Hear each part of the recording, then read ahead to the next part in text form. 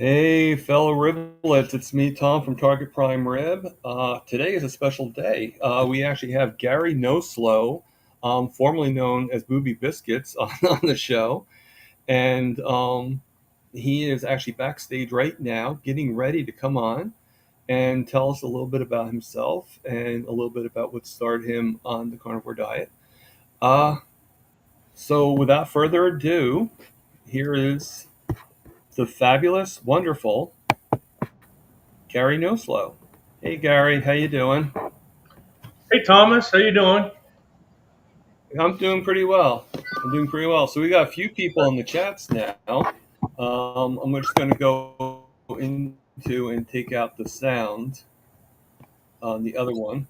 Unfortunately, it doesn't let me do it until it starts up.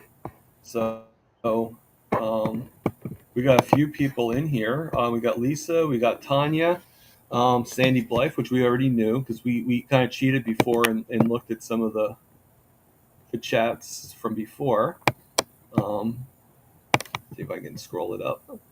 We got Juliet, Carnivore Edens, Terry Sue, of course, Granny Boo. So we've got quite a few people here already, and I'm sure we're going to get several more. So I'm going to actually give the mic to you, and whatever you want to talk about. Hopefully, a little bit about carnivore because this is a carnivore channel, Right. but you know, just tell your story. All right. First of all, Thomas, thanks for having me. Thomas asked me to be a guest here a few months ago, I believe, right before his channel really started to take off. And, a few months later, I feel not worthy to be here. I don't have much of a story. I'm no expert on anything here. Um, but I'm sticking with my commitment to be here. And, I started my carnivore journey really last October. About was familiar with carnivore for a long time. Interestingly enough, a few other non-diet related, not non-health related YouTube channels that I watched. Uh, those YouTube personalities had tried out carnivore, went to carnivore, and so it was it's been in my head for probably a year before I even decided to try it. Really, when I discovered Old Guy Carnivore channel, and it was probably September of last year, um, it really clicked with me with you know this guy talking about it, this old guy, and I was like, wow, if this you know 77-year-old guy who's been doing carnivore for, I guess at the time, 2.5 years or so can do it. I certainly can. I'm 55, and that's I started carnivore, decided to start it right around my birthday of last year. So right when I turned 55, that's when I made the conscious decision, like, okay, let's give it a let's give it a shot. Prior to that, I was starting to try to eat more of a meat based diet. Uh, Funny enough, probably for the 2 years prior to that, I have an adult son who lives at home here, and I became his steak chef for him, cooking steaks for him like a steak nearly on a daily basis. I mean, I like steak, but it was something that, yeah, it's great, but I didn't need to have it. So it was pretty much uh, I honed my skills, if you will, grilling and prepping steaks different ways, and mostly porterhouses, New York strips and ribeyes. Those were like the three steaks we would get, and at the time, they would go on sale for $6.99 a pound, and then I would load the freezer up and always had a supply of steaks, mostly for my son, and I'd grill them almost daily for almost 2 years. I mean, so he probably ate more like a carnivore than I did, but he's not a carnivore, but he certainly knows the value of it and will eventually come around. Um, so, anyways, come October 7th of last year, I decided to give it an effort, and by that time, I was a subscriber to Mitch, Old Guy Carnivore channel, and started watching the live streams daily. I believe Thomas came on around that time frame, and maybe started a month after me, I guess. Um, starting it off, it wasn't perfect.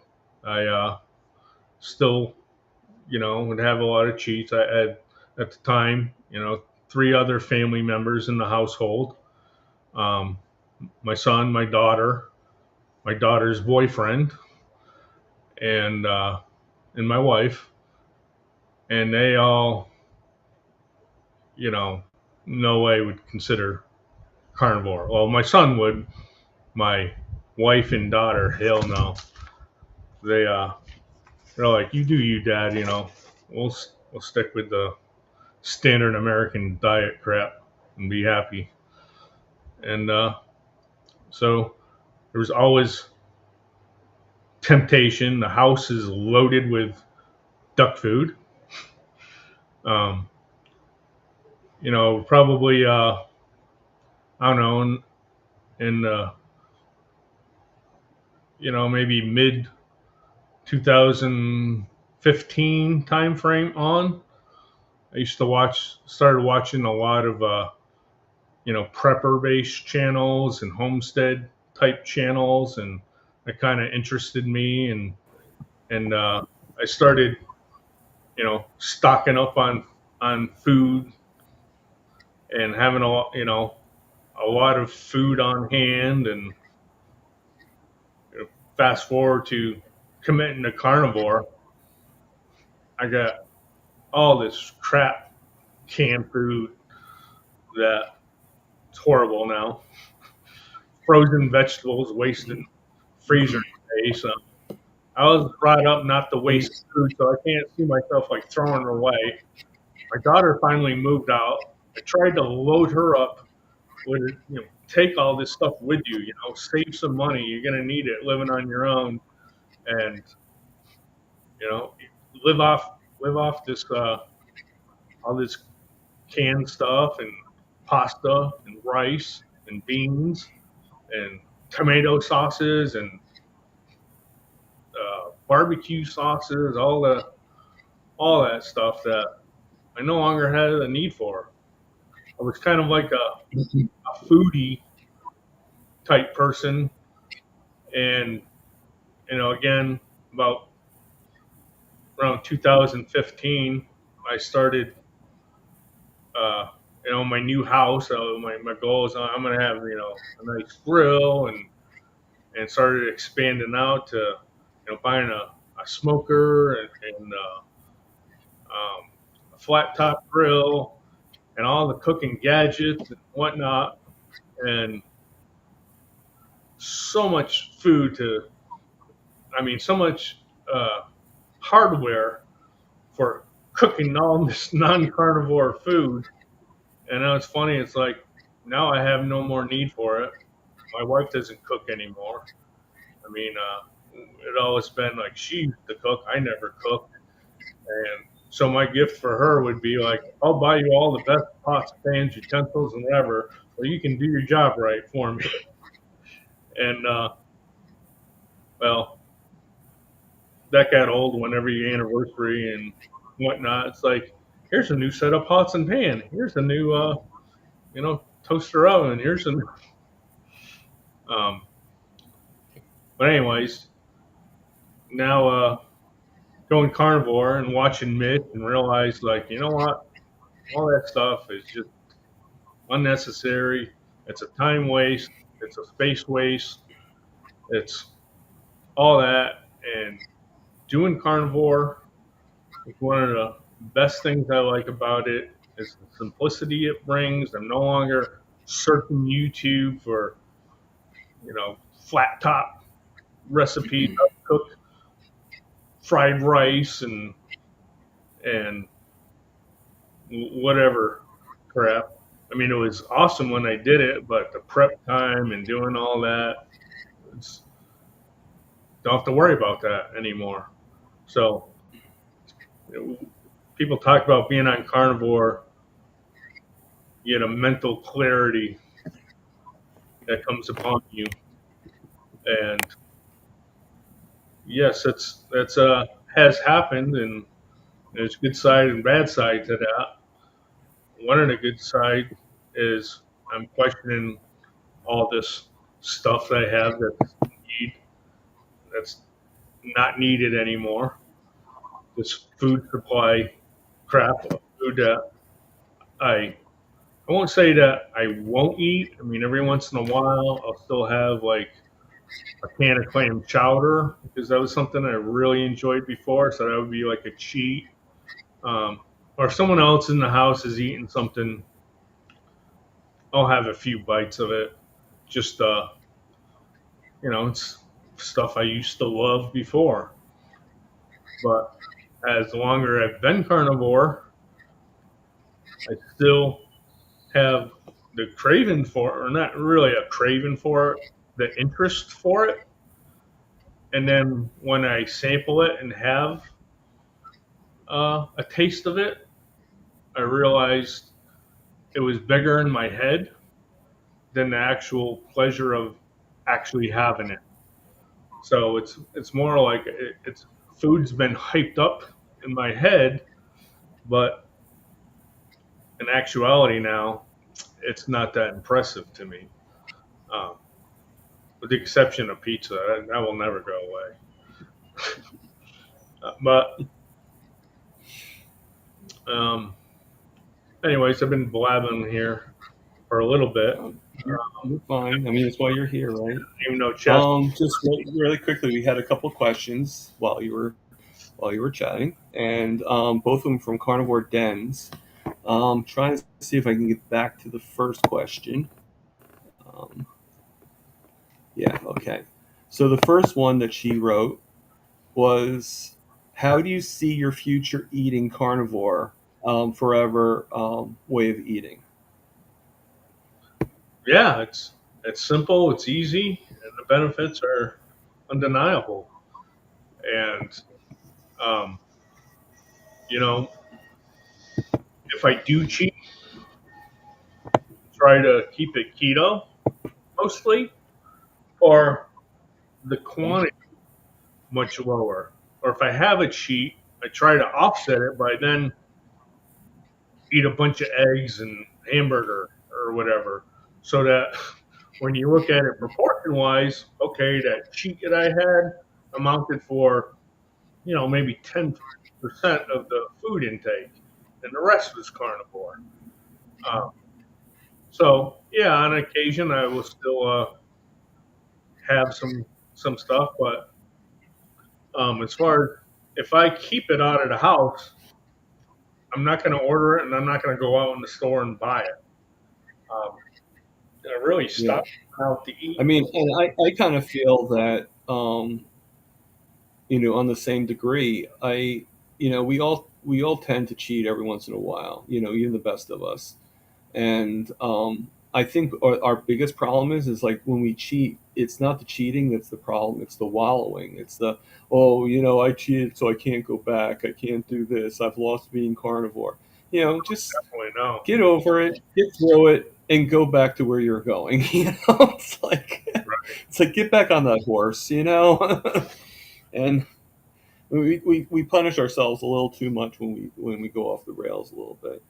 But okay, Oh yeah, so so that's never been a problem to get right back on it, or even if I yeah, have and stuff. And I'm like, But if you ever see other, have you ever seen other people though? They're like I can't believe I cheated. I'm no longer carnivore. I'm the worst person in the world. It's like we well, all go off the rails. I just think back to what I was eating before, and Yeah, like, holy crap, you I know. know. I always said before, throughout my life, battled, I've been overweight nearly my entire life, since like the age of 5 or 6. Um, I briefly lost weight when I was, I think, 18 or 19. I mean, and that just goes to, that's a big, for a man, that's a big time in your life where you're changing from you know, a child to a man.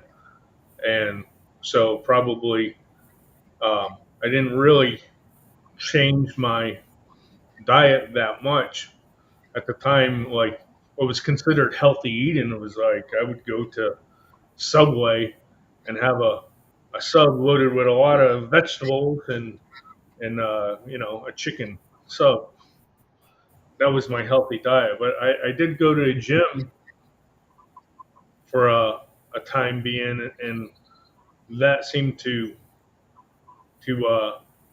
drop a lot of weight for me. So when I was 18, 19, I was skinny, but I still considered myself fat. I skinny fat because you know Okay. still had I still had a fat stomach and man boobs, even though they were smaller. But I feel comfortable taking my shirt off. Boobs are boobs, right? But with your clothes on, that was pretty damn good. You know, Right. and that's Yeah, I always look good with a shirt on. So the shirt comes off that I look bad. Um, so right. we So got a few people that has joined us. all right, We while we were talking and everything, Lewis is in the chats now. Sandy was already in the chats. I'm sorry, Sandy. Bacon Baby. booby. Um, That's Tanya. I Tanya, yeah, she was in before, so she's been in for a little bit. Amy, Keto Amy is in the chats, and Papa Carnivore Rock star. is in the chats, and so Carol Grandma. So we've got about like at least five more people in the chats here. So All right. Hey everybody. so the lovely Juliet's asking another question. Your accent sounds like my Missouri husband. Where are you from? I'm from Western Massachusetts. So no Boston accent because that's not really a thing in Western Mass. So, I lived right outskirts of suburbs of Springfield, Massachusetts, which is right along the Connecticut River in a small border town with Connecticut. Town was named Hamden, Mass. And yeah, um, so that's why accent is, well, non-existent, really. I did at the age of 27. I relocated to Charleston, West Virginia, for a contract job, and started introducing y'all and, well, mostly that with y'all. So Those great words. you hear my accent, and I use the word y'all. My father's from Virginia. Um, Yeah, on my father's side of the family, they grew up in the South, so I was like actually for the first 4 years of my life, I was in Virginia, Richlands, Virginia. So not even with the beach, I was actually Blue Ridge Mountains, coal mining country, all right. that stuff. Well, one thing that you know, when I so at age 27 is when I moved from Massachusetts, where I lived my whole life. Um, and started my career, for first 10 years as a blue collar worker, worked in a factory, um, took advantage of their um, benefit program for higher education and had them pay for my college. And then, but then they went and refused to hire this long haired hippie at the time into a higher position. You know, I was kept in the production area as a blue collar worker. And then they went and paid for my education in engineering and computer science. And they would post an internal position for computer operator, third shift. And what that was is you sat up in the office by yourself and you watched the computer printers print out these nightly reports. And when the printer would run out of paper, you'd refill the and make sure that the reports kept going. And then if something went wrong that was technical or required any kind of technical knowledge, you could call someone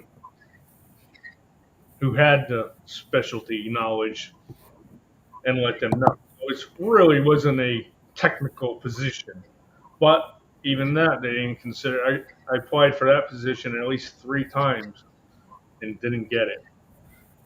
And then I went to school for computer science and programming, and I had A's through college in that, and they had a position for a programmer, a salary position, entry level, at the low end of a starting salary for a computer programmer, which is this was 19 1995ish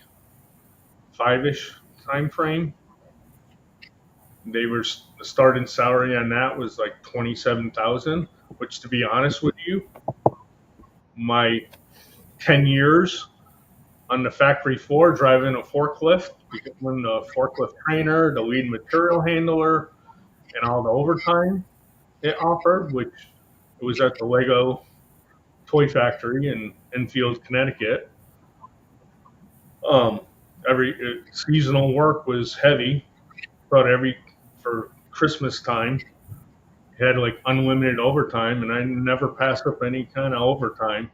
I was making, well above the starting salary of a programmer on staff. And so then I realized like this company's not for me. I got what I wanted out of it, and then I started looking for a job after a bad day at work. I'm like, you know what?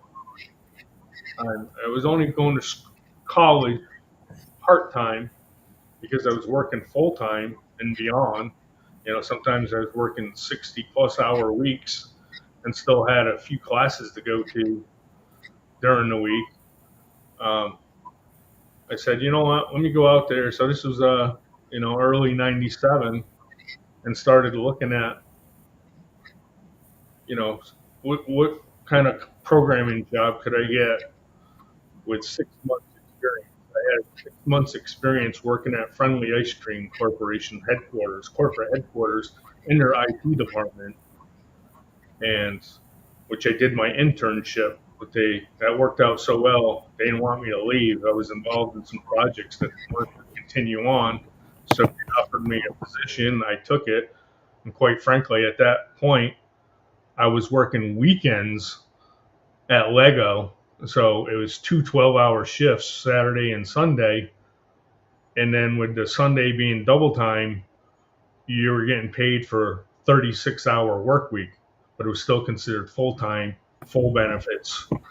And so that freed up my entire work week to go to college and then work at Friendly Ice Cream Corporation in their IT department, getting programming experience. Now I was limited to like, for the most part, 20 hours of work at Friendlies. Sometimes they would overrule that and allow me to work longer. Um, so I had my weekend job at Lego, my full-time job at Friendly Ice Cream Corporation, and going to school taking 2 or 3 high-level technical classes like um,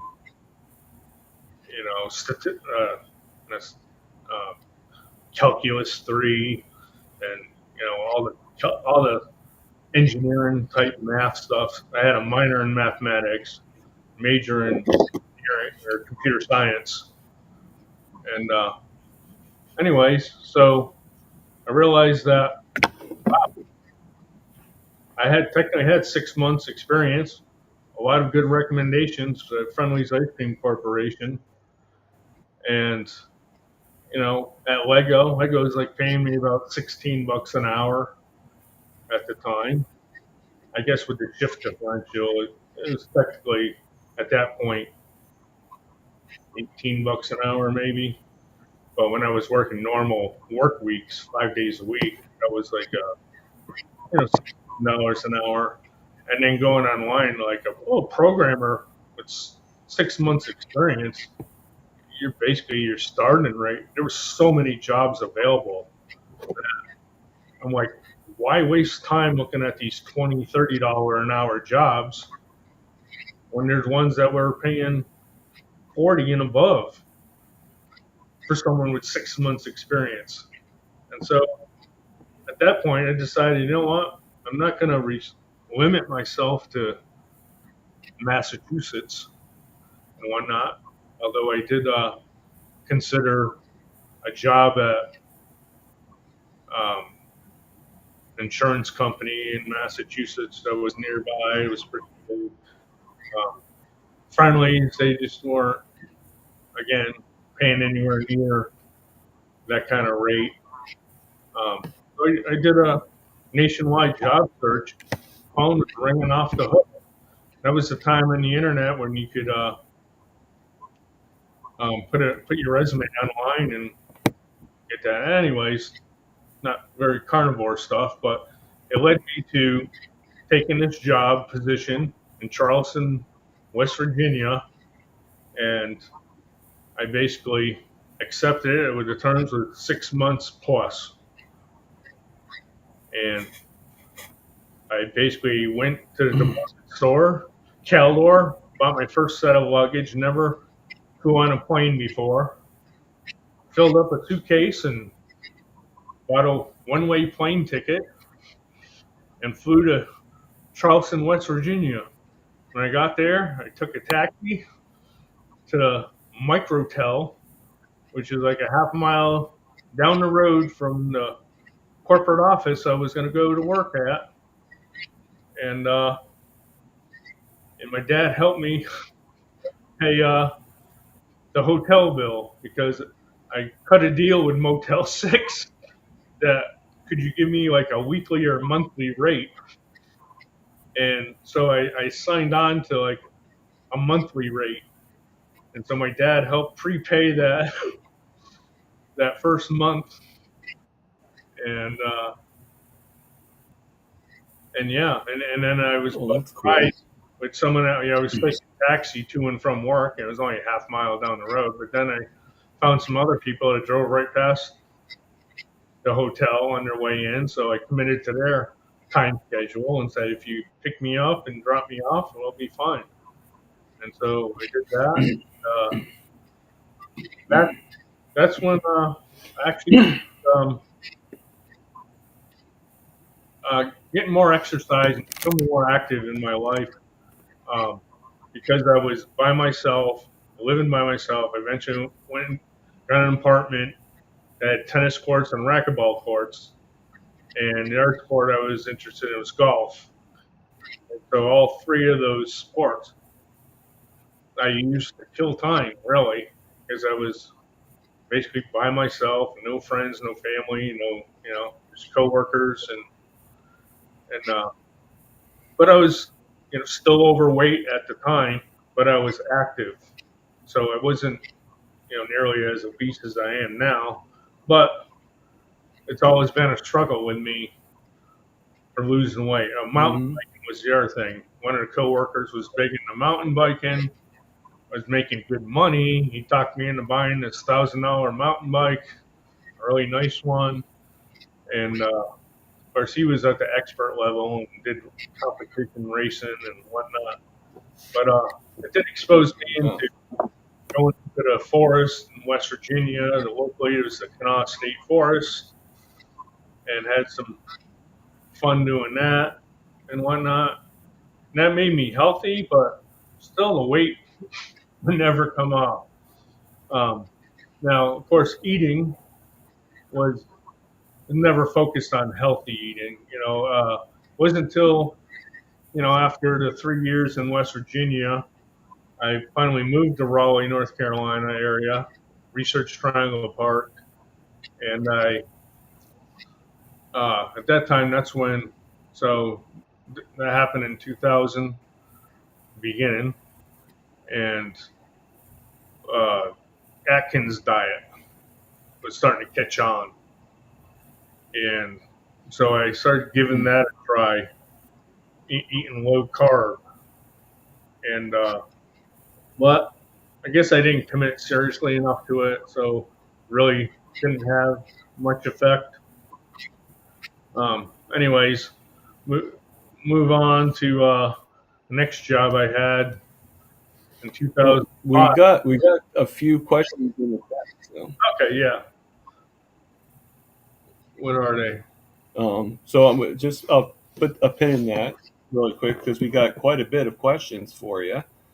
So the first question, and they're simple questions, are those blue light glasses? If so, do you find them helpful? And are you, and you are one hard worker. Thank you for sharing your story. So the question is basically, are those blue light glasses that you're wearing? No, they're cheap Zinni optical tinted glasses. You know, found Just normal glasses, basically. these frames that uh, are $6.99, and which makes them a little more expensive is I get really poor eyesight, so the prescription is very strong, and they charge a premium on that. okay. When you add to it a tint, that adds a little more, and then if you want, anti-glare coating or scratch resistant, whatever, or polycarbonate Right. lenses. All that fun stuff. But I keep them like around $30 a pair, and then I just keep buying them over and over again. In fact, my prescription is from I think 2019 maybe. um, People Oh, say God. sight has I improved. gotta get a new eye exam myself, so I shouldn't really say that. So people say, Okay. yeah, Yeah, no, I mean, I myself, I have glasses, but I haven't been wearing them because they're more for distance, and since I don't drive, what's the point? And I don't really wear sunglasses anymore, and they're transition lenses too. All right, so Rockin' Keto Amy asks, her degree is in management and information systems, and she's asking you what languages do you program in? all right. Uh, well, when A little more technical. I started as an internship in at Friendly's Ice Cream Corporation, uh, the project they put me on was in Visual Basic, and they were transitioning from main mainframe DOS based systems into Windows based systems. And one of the project that they put me on as a intern was to write a login screen in Visual Basic. That was it. Uh, Username, password, submit, log in, whatever, which was overkill. But I had zero exposure to Windows programming, and never had a Windows program or Windows computer at home. At the time, my college training was an Ada, which is I guess was used in the military. So basically, in C and C++ in college, and all that, all my homework had to be done on their computers because I didn't have a computer, and everything was DOS based, was prompt. You had to write your own prompts and then take input and do output. Like "Hello World," when that kind of thing. Right. Um, so I was totally fascinated with Windows because a fellow college mate that turned out, a few years younger than me, he actually lived about a half a mile from my house in the next town over. And I went over to his house, and he had a Windows 3.1 computer with 256 color graphics. And I was uh, my previous education. I went first into college as graphic arts major. I was always interested in graphics arts. I did 4 years of that in high school, and so I went to local community college, which had a very good graphic arts program. And but the focus of that was mostly to get a job working for the Springfield newspaper operating offset printing presses. And we also did silk screen T-shirts and whatnot in high school, and I thought that was pretty cool. But anyways, Yeah. engineering was another strong suit of Springfield Technical Community College, and they had a program. So if you couldn't afford to go to UMass, University of Massachusetts, you could do your first 2 years of college at Springfield Technical Community College, and then transfer all your credits over to UMass and be accepted as a junior, so you don't have to pay for that. Um, but instead of so I switched to from graphic arts major, which was 1 year and all straight A's, and I realized that this is where all the non-academic people were seeking a more of a trade position than a intellectual position, and I was way too, I was like, this is way too elementary for me. Having gone to a really good college prep high school, and my science teachers was very disappointed when I told them I was going to stick for a graphic arts major. God. Why don't you consider their engineering program? And Stick has a very good engineering program, and you'd do great there. But I didn't think so. I didn't have any confidence in myself, so I stuck with graphic arts. But after that first year of graphic arts, it dawned on me, let me check out this engineering program. And so I switched for my second year of college as a engineering major. And my first engineering class, was um, an introductory course. And what was it? It was learning how to computer program in Pascal language. And that was my first exposure to computer programming. And wow, I was so into that. I thought that was the coolest thing. Just the whole concept of writing code and having it do something for you, kind of like solving a puzzle. So I ate that up. I love, I soon Yeah. became like the star of the class. Oh Like yeah. we'd go to the That's lab and we'd all work together. And then it wasn't long before everyone wanted to like copy off of me or ask me for help and all that. And so that's what turned me into computer science, and those were the types of language. Again, in college, that was Pascal, no Windows programming. Then I switched to Western New England College, which was a 4 year college that had an actual computer science program that was pretty good. And Lego at the time updated their benefits package to have a arrangement with Western New England College that if you decided to go to school at a Western New England college, they would pay the tuition in advance and all your costs too. They would buy all your books and everything, and you were responsible for getting a grade B or better. If you did not meet those requirements, then you would have to pay back all the money spent by them invested into you back to Lego. That was never an issue. I always got A's. And so, yeah, back to Hmm. computer experience. So, Visual Basic and Visual Fox Pro. Fox Pro is a Microsoft database programming language. That was the experience I got into at Friendly's Ice Cream Corporation. The Fox Pro, the login I was writing was then to get you into a Fox Pro application. Anyways, so I did that for um, my internship and worked there and became really good in Visual Basic.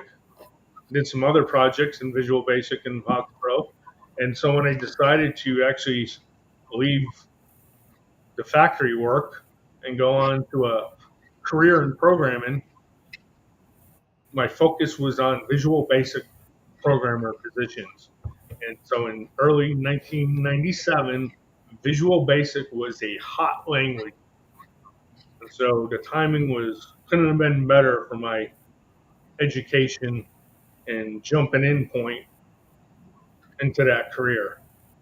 And I was hired sight unseen because the company that hired me was basically a pimping agency where they would find contractors with experience to fill corporate needs, whatever. And there was a company in West Virginia that needed 8 Visual Basic developers full time for 6 months. And that was a hard order to fill because not too many people wanted to go to Charleston, West Virginia for an IT job at the time. So, and I was into it. So I was able to get a very good rate, willing to do it. In fact, from the, my interview was I was switched over. It was an over the phone interview. First dealing with like the recruiter, then they switched me over to a tech person for the technical part of the interview, and that lasted maybe 10 minutes. And then they switched on. It's like, okay, here's your starting rate and your start date, and any questions? No lie, that was how easy it was to get that job. And I said I can start right away.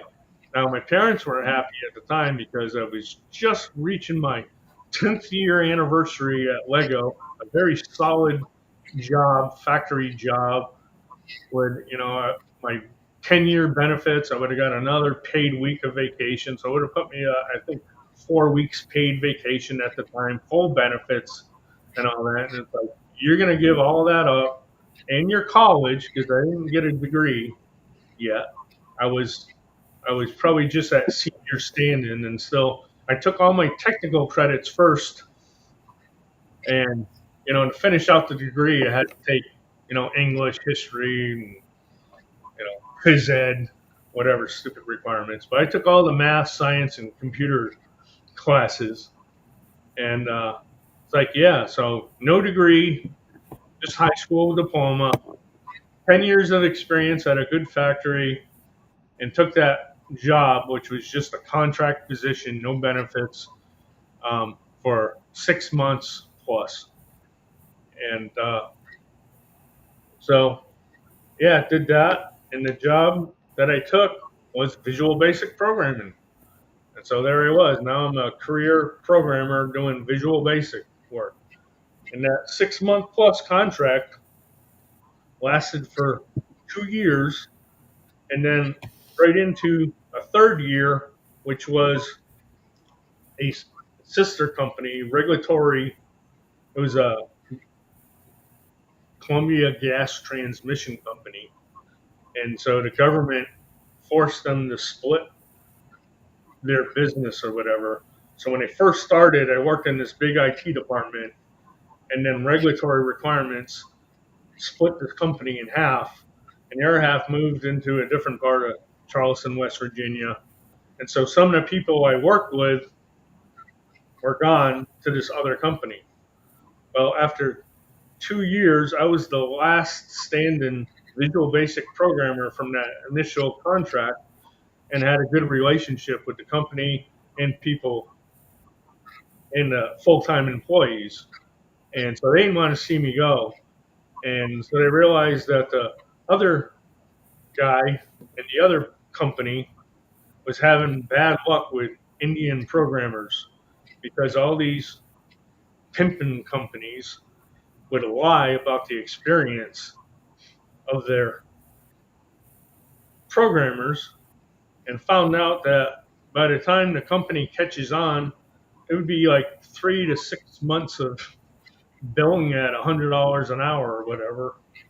And so they were sick of that. And it's like, what? Your contract's to an end. We'll take you. And so went over there, got a nice bump in pay. I think from $50 an hour to $70, $75 an hour. And Nice. stretched that. The other guy that got me the job, that was only supposed to be for a few months, and he stretched it out for a year for me. So yeah, I had a 3-year stint in Charleston, West Virginia. And when that was over, didn't want to go back to Massachusetts because the job market wasn't there. But my company, original company's hometown was Raleigh, North Carolina. And so I focused on that Research Triangle Park and got there and continued as a Visual Basic developer there. And then transferred into, then web development started catching on. And I started doing PHP and JavaScript and whatnot. And then after 5 years at that company, um, basically being the main developer for a title insurance underwriting application. And then I took it upon myself to develop an integration web application for it. And after 5 years, they basically put a cap on my salary despite all the great things I did for them. And I said, another opportunity came my way through, word of mouth. And so I left that decent job. It was probably like 100K a year salary there, and went to another small startup like company. And I did that. And we continued doing transition from Visual Basic. I did some of that into, this is now a banking related company, financial sector. They had a lot of cash flow analysis spreadsheets in Excel. And I looked at them and didn't understand all the business logic, but it's like, there's a lot of Visual Basic code in the back end, VBA. And so I dived right into that and realized, like, oh, whoever wrote this wasn't a programmer. They just did macro recording in Excel, recorded stuff, and then tried to modify the code behind the scenes, but not being a programmer, didn't do a very good job of it. I mean, yeah, it worked. So I took their bread and butter cash flow analysis workbooks and turned it into an Excel application for the company. And that turned out to be a great success. But the reason they hired me was to write a loan underwriting application. They serviced small banks, community banks, and very small banks because there was not underwriting software readily available to that sector of the banking industry. Yet the owner of the company had his idea of what that software should be. And they hired me to basically database the underwriting policy they fine tuned over several years. And so I did. And I used my experience in Visual Basic and my web experience and basically had an open ticket to write my career forward in technology. And they put everything on me as the first technical person at the company. And they said, go ahead and, you're the architect. We'll show you what we want. You execute it, make it happen. And so I saw the writing on the wall that Windows programming was in the future and that web programming was the future. And decided to make this application using web technology and open source technology. So they wouldn't have to pay expensive Microsoft licenses. So the goal was to write the software and sell it over and over again to many clients. And if every client that you sold you had to pay a $10,000 a year Microsoft database license, then that was $10,000 less per client that we would get. And so we went open source, and so that job was a startup software project, 100% executed by me. That put me in 2 years of I dedicated my life's work to making this work, making this project a success. And there was a lot of hiccups along the way, but that turned out to mean I had to work.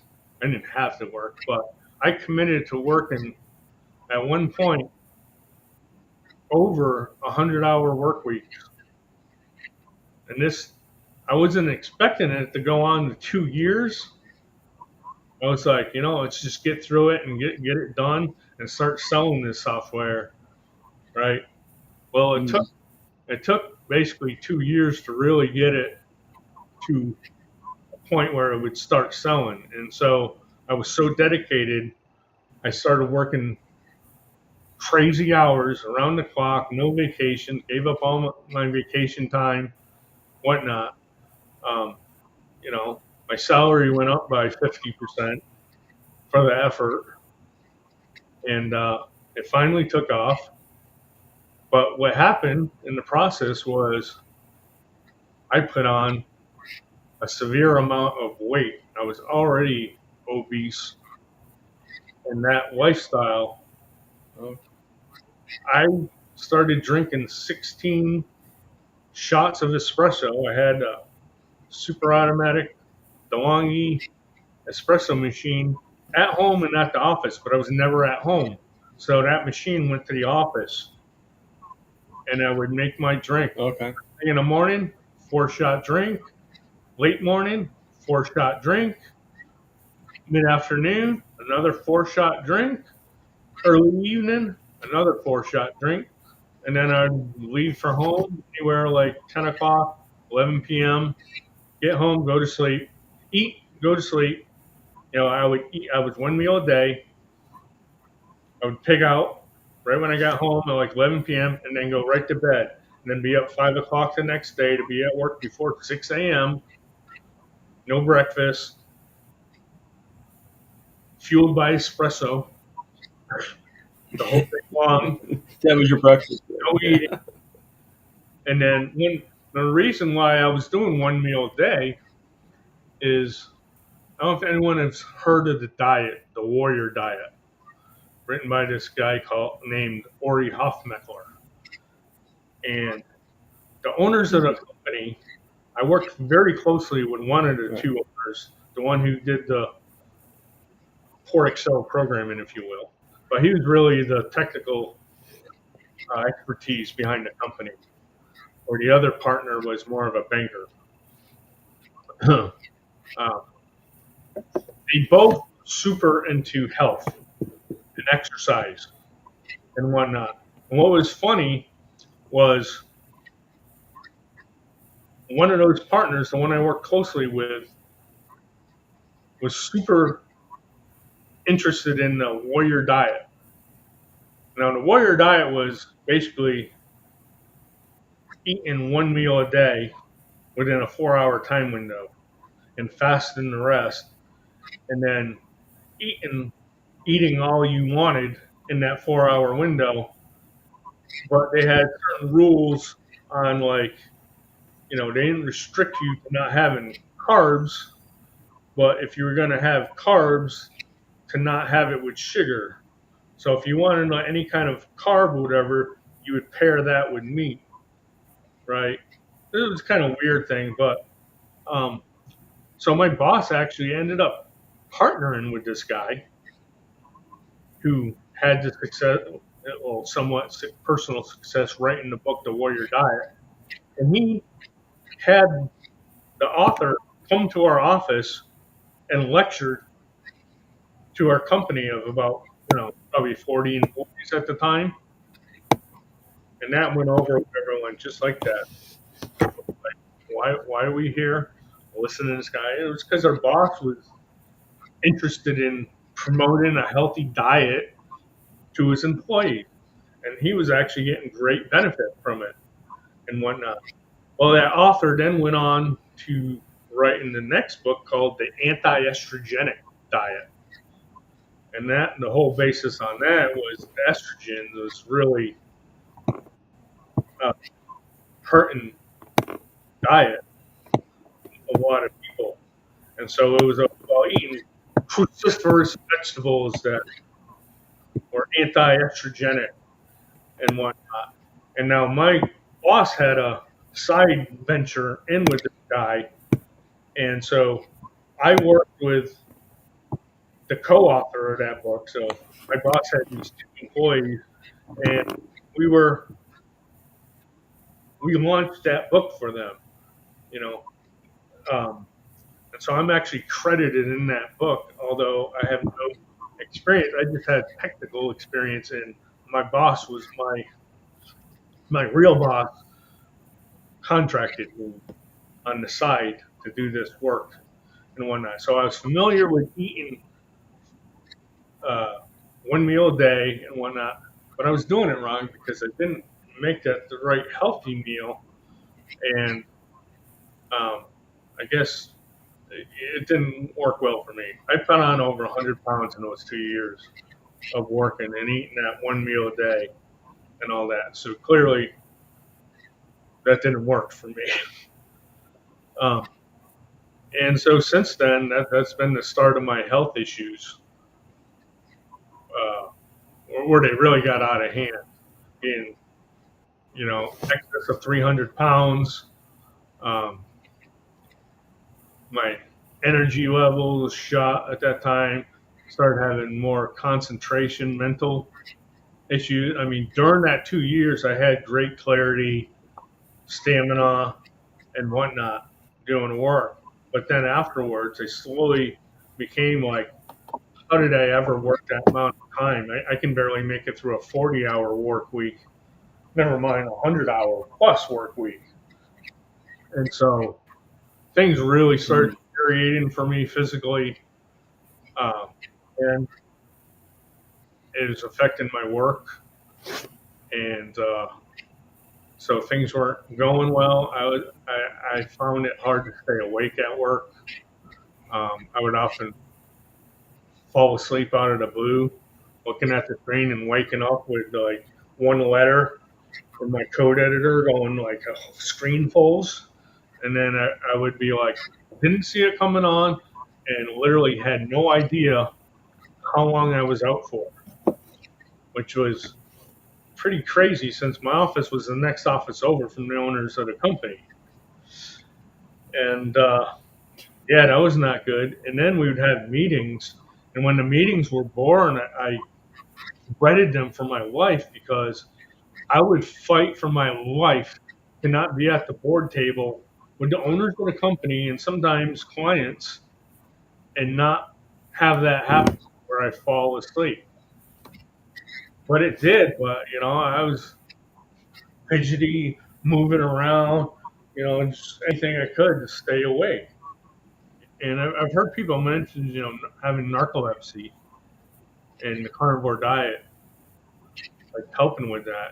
And I did, like, something's really wrong with me because it even happened. Someone was sitting in my office and I was talking to them, and I literally passed out right in front of them, having a conversation face to face with them. Right. And Yeah. when I came through, it's when you come out of it, you're like, what happened? Where am I? What? And I'm realized that I'm in a face-to-face conversation with a coworker, and he was like, "I thought you were kidding." And you dozed off. Like, it's not like, it's just like, Yeah. switch, you're out, unconscious, and then you wake up, Yeah. And he was like, he didn't know what to do. He's like, well, first he thought I was joking. I don't know how long it was. It could have been, 20 seconds, could have been 5 minutes. I don't know. But yeah, and then that started happening like driving. Like I couldn't drive for long periods of time. Um, you know, commute to work was fairly short, but um, I could pretty much deal with that, 30-minute commute without an issue. Or early in the morning, it wasn't so bad, you know. And yeah, so that's crazy, but that seems to have gone away. I don't have these episodes. I mean, then we started working at home when COVID hit, and I was still having that problem. There's times that I'd be at my desk, I fall asleep, and I literally fell forward out of my chair onto my desk, broke my keyboard drawer, and was on the floor. Like that never happened. It's like, my gosh, like come on, wake up! Like look what's happening to Yeah. you. You need to do something. And I didn't, for years, didn't uh, pay attention to the scale because, didn't like what scale had to tell me. We weren't friends. And but what happens, you don't realize you're getting worse and worse. And especially after working at home, you don't have to put your work clothes on anymore. It's Right. oh, Yeah, yeah, so you can grow a little bit. shirt. And I always had oversized shirts and all that. And so, yeah. And then it was funny, like with COVID, I never left the house. This went on for years. And every time, like once in a while, I go somewhere with the family, I would get in the car and I would make the joke. I'm like, gosh, this car is getting smaller. I have a hard time fitting into the car. And, we go like, let's go out to eat for a nice dinner or something. I would go and they put my pants on. I was like, I don't remember these pants being this small. And so that just What discovered happened? I couldn't go anywhere just because, just getting in and out of the car was uncomfortable and walking and yeah. And so it wasn't shortly before I started carnivore that, again, I wasn't weighing myself, but I think at one point I did weigh myself. And I think and I know when I weigh myself, I can fluctuate over 5 pounds plus or minus, Yeah. weekly. And I think I got on the scale and I think I saw like it was in the 390s. I don't know the exact number or whatever. I was like, Wow. but I thought like I was maybe 370 because like 360 before that was like my previous high, and it was like seasonal weight. Wintertime I'd always put on weight, and then I'd be active in the summer with yard work and everything. And then I would drop some weight. And so at the end of the summer, the lowest weight I have in recent memory, so we're talking 15 years, was 347. And I remember that. And then when I saw 390, I was like, damn. So carnivore, It's a mid scary thought. compelling, I had to give it a shot. And you know what? It wasn't perfect, but I did starting to see the results. And within 3 or 4 months, I was already down, to my previous considered high of like 360 or whatever. And then, Mhm. 4, 5 months in, I'm now down towards the 350 range, which is all right, right? 347 was still like, I want to get below that little personal benchmark. And, so come to this beginning of June, and probably the 2 months prior to that. So we're talking May of this year. I kind of stalled from coming 390 ish down to 350. So 350 seemed to be a little bit of a plateau for me. And I did a trip to Las Vegas with my son for 10 days. And that's when I went without coffee for a week because of the price and whatnot. But I was right at 350. 350. Just started to see 349 show up on the scale. And then I was doing, earlier this year, I did some intermittent fasting. The first time I did it, after 2 days, I felt great. I wasn't hungry. I had no cravings. I was still cooking for the family, the crap food that they ate. Not tempted in it whatsoever to taste it or anything. And I'm like, wow, this is amazing. It went 7 days, but it wasn't a total fast. I was still drinking my iced lattes. So iced espresso with half and half heavy cream mixture. Um, so then the next time I decided to try it, let's cut out coffee too and make it more of a water fast. And for at least half of that was that much. And then I think I started introducing the coffee back in, but that went 11 days. And I still felt fine. I was getting concerned, like, researching it, and it's like, oh, you can't just break your diet. Be careful how you come out of fasting long term. Eat like just eggs or something like that. But I mean, yeah, I had some eggs, but I was like, wow, this is great. This is not only a way to simplify your life even further by not worrying about food, cooking, or anything like that, and then go right into, and then you had the money saving. I didn't have to buy food during that time period. So I was like, wow, that's great. That benefit is I could drop 10 pounds in a week doing that. And so I'm probably due for another fast. I was going to do one this last month, but I decided to eat, cut out more caffeine and heavy cream and be more strict carnivore with meat and eggs mostly. And when I came back from Las Vegas, when I left to Las Vegas, I was, like I said, 350. I came back, I was already down to 340. And then, yeah, 340. And then I continued like going into 330s. And I'm like, wow, I through that plateau. And so now I've become more strict carnivore. I've cut out, along with Mitch, when he went decaf, I went decaf, and coffee wasn't that great anymore. So it was a cup a day, maybe every other day. So not going through tons of milk and half, and started dropping weight again. So today I weighed in at 328. So my next weight loss target is 300 pounds.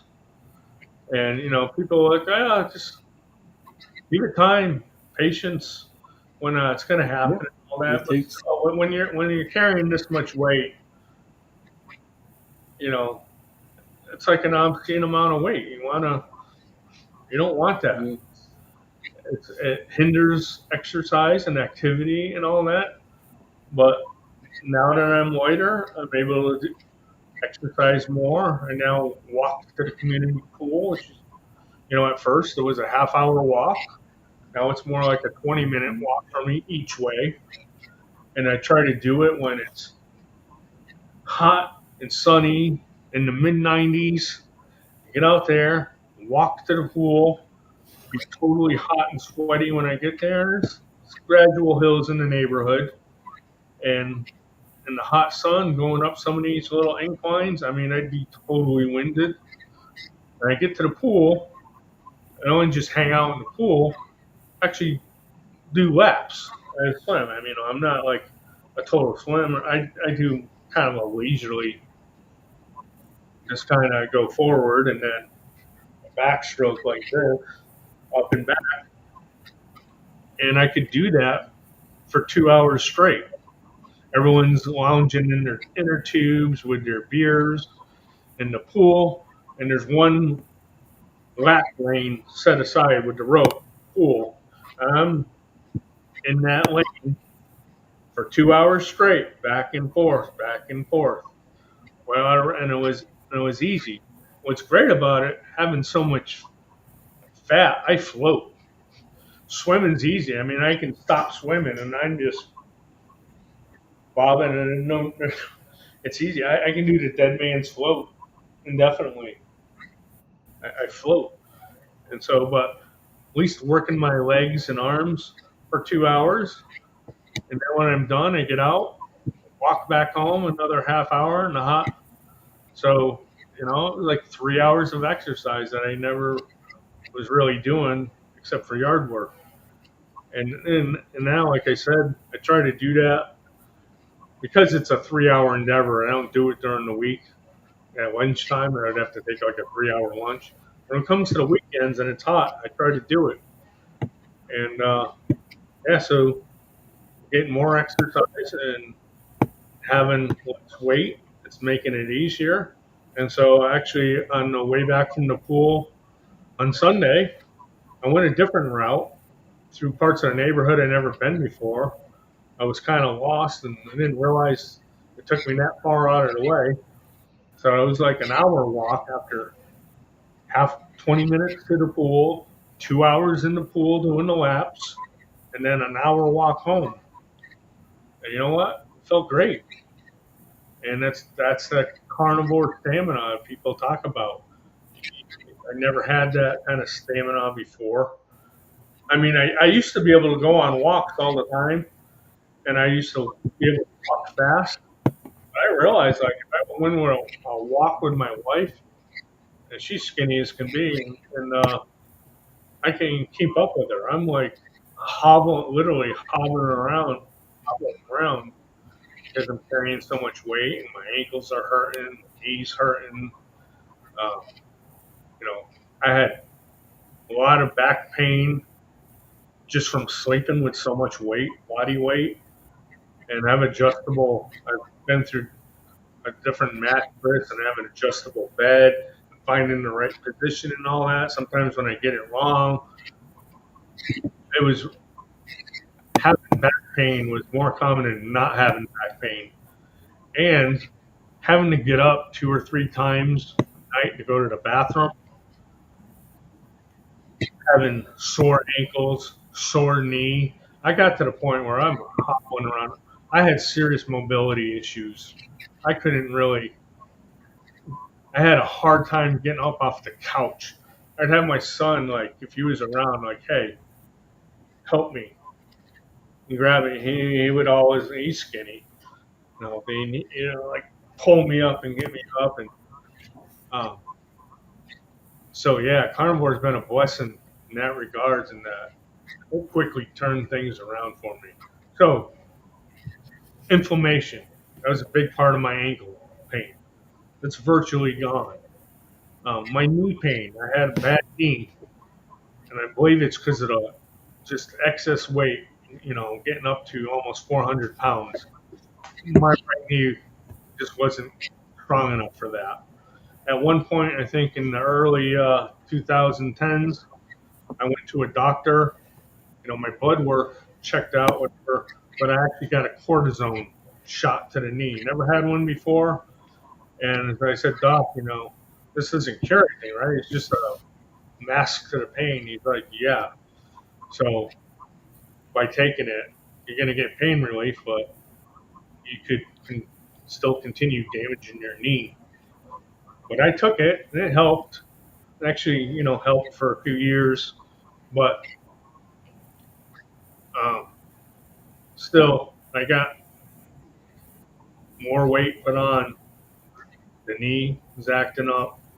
I would do the yard work, and I would mow like half the yard, and it would take me. I'd have to take several breaks in between. I'd be hot and sweaty, and and then afterwards, for the next 2 or 3 days, my ankles would be swollen and hurting. And yeah, like the night after mowing the lawn, getting up, that's when I'm hobbling to the bathroom. It was pathetic. Then I got some gout that happened. I never had it before. I thought I broke my toe, and turned out your toe's not broken. You got gout. What is gout? Never heard of it. I was like, man, but man, it was like the most painful thing. I could not walk. That hung me up. I had to be on crutches, and I couldn't move. I had to take, the prescription pain medicine for several days because it was excruciating pain. Even laying in bed, I couldn't get to a point of relief. It was horrible, horrible. And I don't know if that's done some nerve damage in my foot. Is even though the swelling's gone, I haven't had gout. And then I had another gout in the other big toe that happened. So there's still kind of like some numbness, slight numbness, tingling, whatever. But the more exercise I do, it kind of like clears it up. It's not totally cleared, but I hope I never have another flare up of gout again on carnivore. Mm, Um, yeah. so yeah, that's some of the biggest benefits of carnivore for me, and a lot of it has to do with just removing the weight. And so back pain no longer an issue. Knee pain virtually gone. Ankle swelling virtually gone. Still, sometimes I can still feel it in my ankles. I'm not totally out of the park with that. Again, dropping more weight, that's only going to improve that. I've had, you know, foot fungus and toenail fungus, uh, nasty, hard, cracking, dry skin feet, and all that. All that's gone away. Toenails, no sign of fungus. No, of course, I'm at home all the time. I'm always barefooted. I do all my yard work barefooted. I mow the lawn barefooted. You name it. So I've been basically barefooted for the past 5 years of my life, and so Okay. that also helps with it. Um, let's see other carnivore benefits. People talk. I'm in the sun a lot, so no more sunburn. That's a nice thing. Um, Oh, that's cool. the mouth health. I was a mouth breather. I had a deviated septum, and I would snore. Had a bad snoring problem. Probably sleep apnea, but never actually wanted to get go through a overnight stay in the hospital for a testing and then be assigned to a sleep machine afterwards. That didn't appeal to me. But my wife would say, you scare me. It's like you stop breathing in the middle of the night for extended periods of time. I have to like shake you sometimes to start breathing again. And I would actually wake up gasping sometimes because Right. I had stopped breathing during the night. But it's that's never So, happened. So I'm not sure. um, have you ever been tested for sleep apnea or no?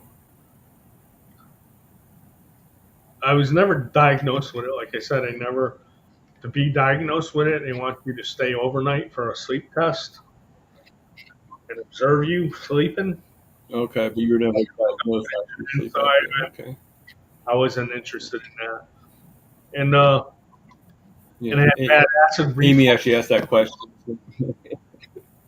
Had acid reflux at the time, so I haven't had acid reflux or indigestion since carnivore. Um, so that's gone away. Um, what are their great carnivore benefits? So energy level, mental clarity, that's great.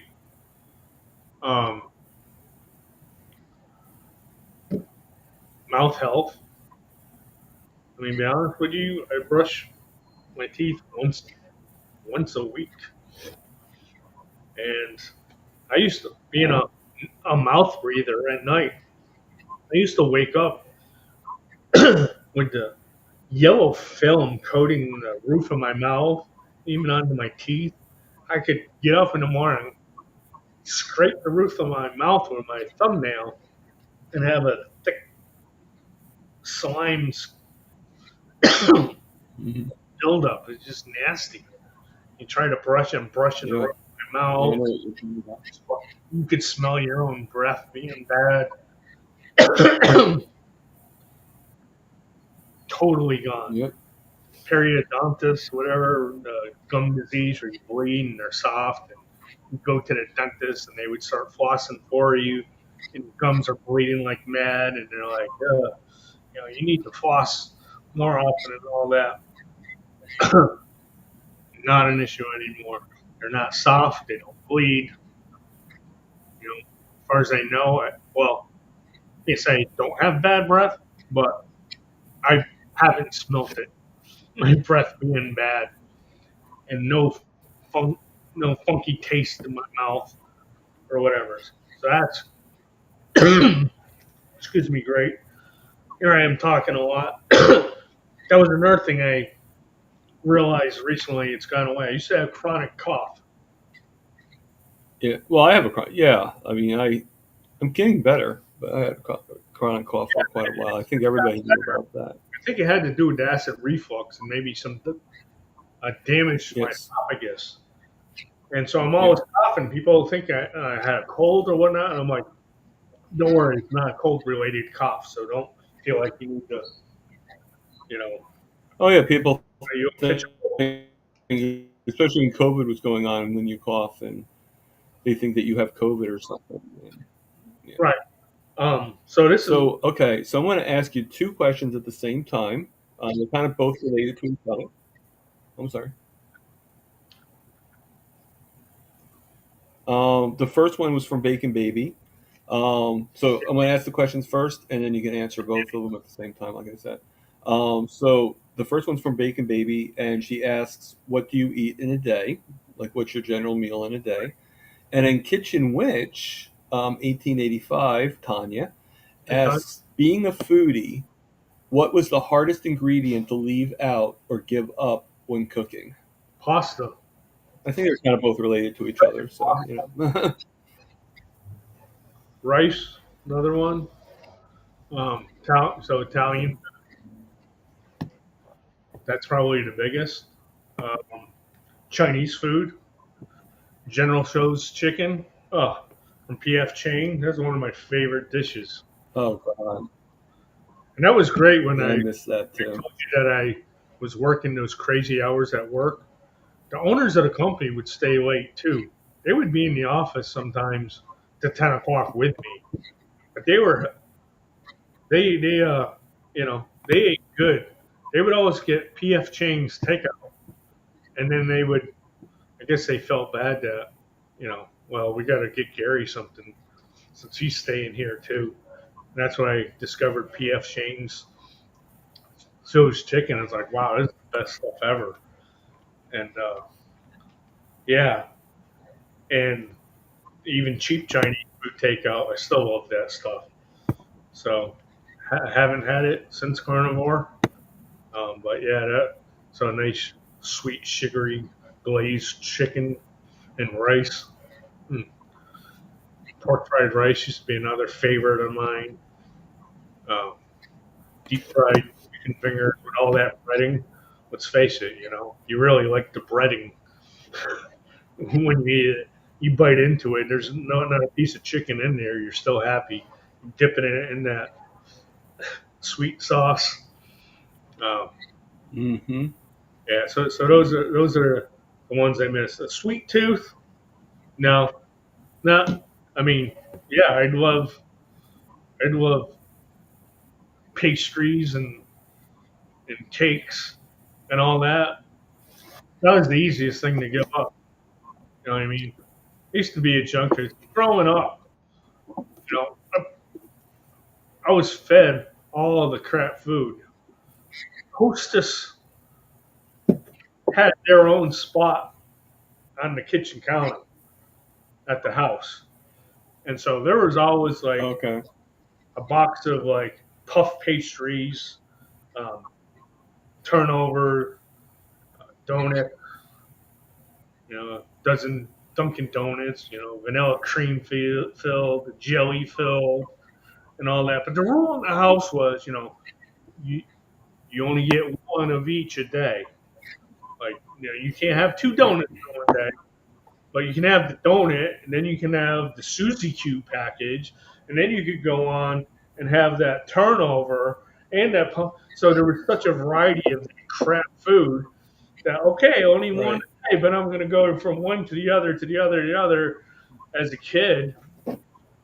And the funniest story when I was young, I grew up with my older brother and my older sister, older half sister, and my mother. She never worked, but she had 9 kids, and I was the youngest.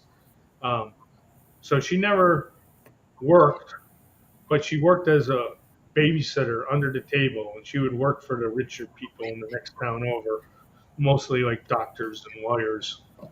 And they would pay good money because she had 9 kids experience. And that's what they wanted. They didn't want some teenager babysitting. They wanted someone with experience. Well, anyways, my mother's bad habit was going to bingo, at the church and gambling her money away. My dad would be at work, second shift. My mother would be gone from like 6 p.m. to 9:30 p.m. at bingo. And my older sister, who's like 6 years older than me, she would babysit us. And when my mother left, I talked my sister into making me a bowl of the frosting that my mother used to make. And it's powdered white sugar with milk and butter, I guess. And just like that vanilla icing recipe.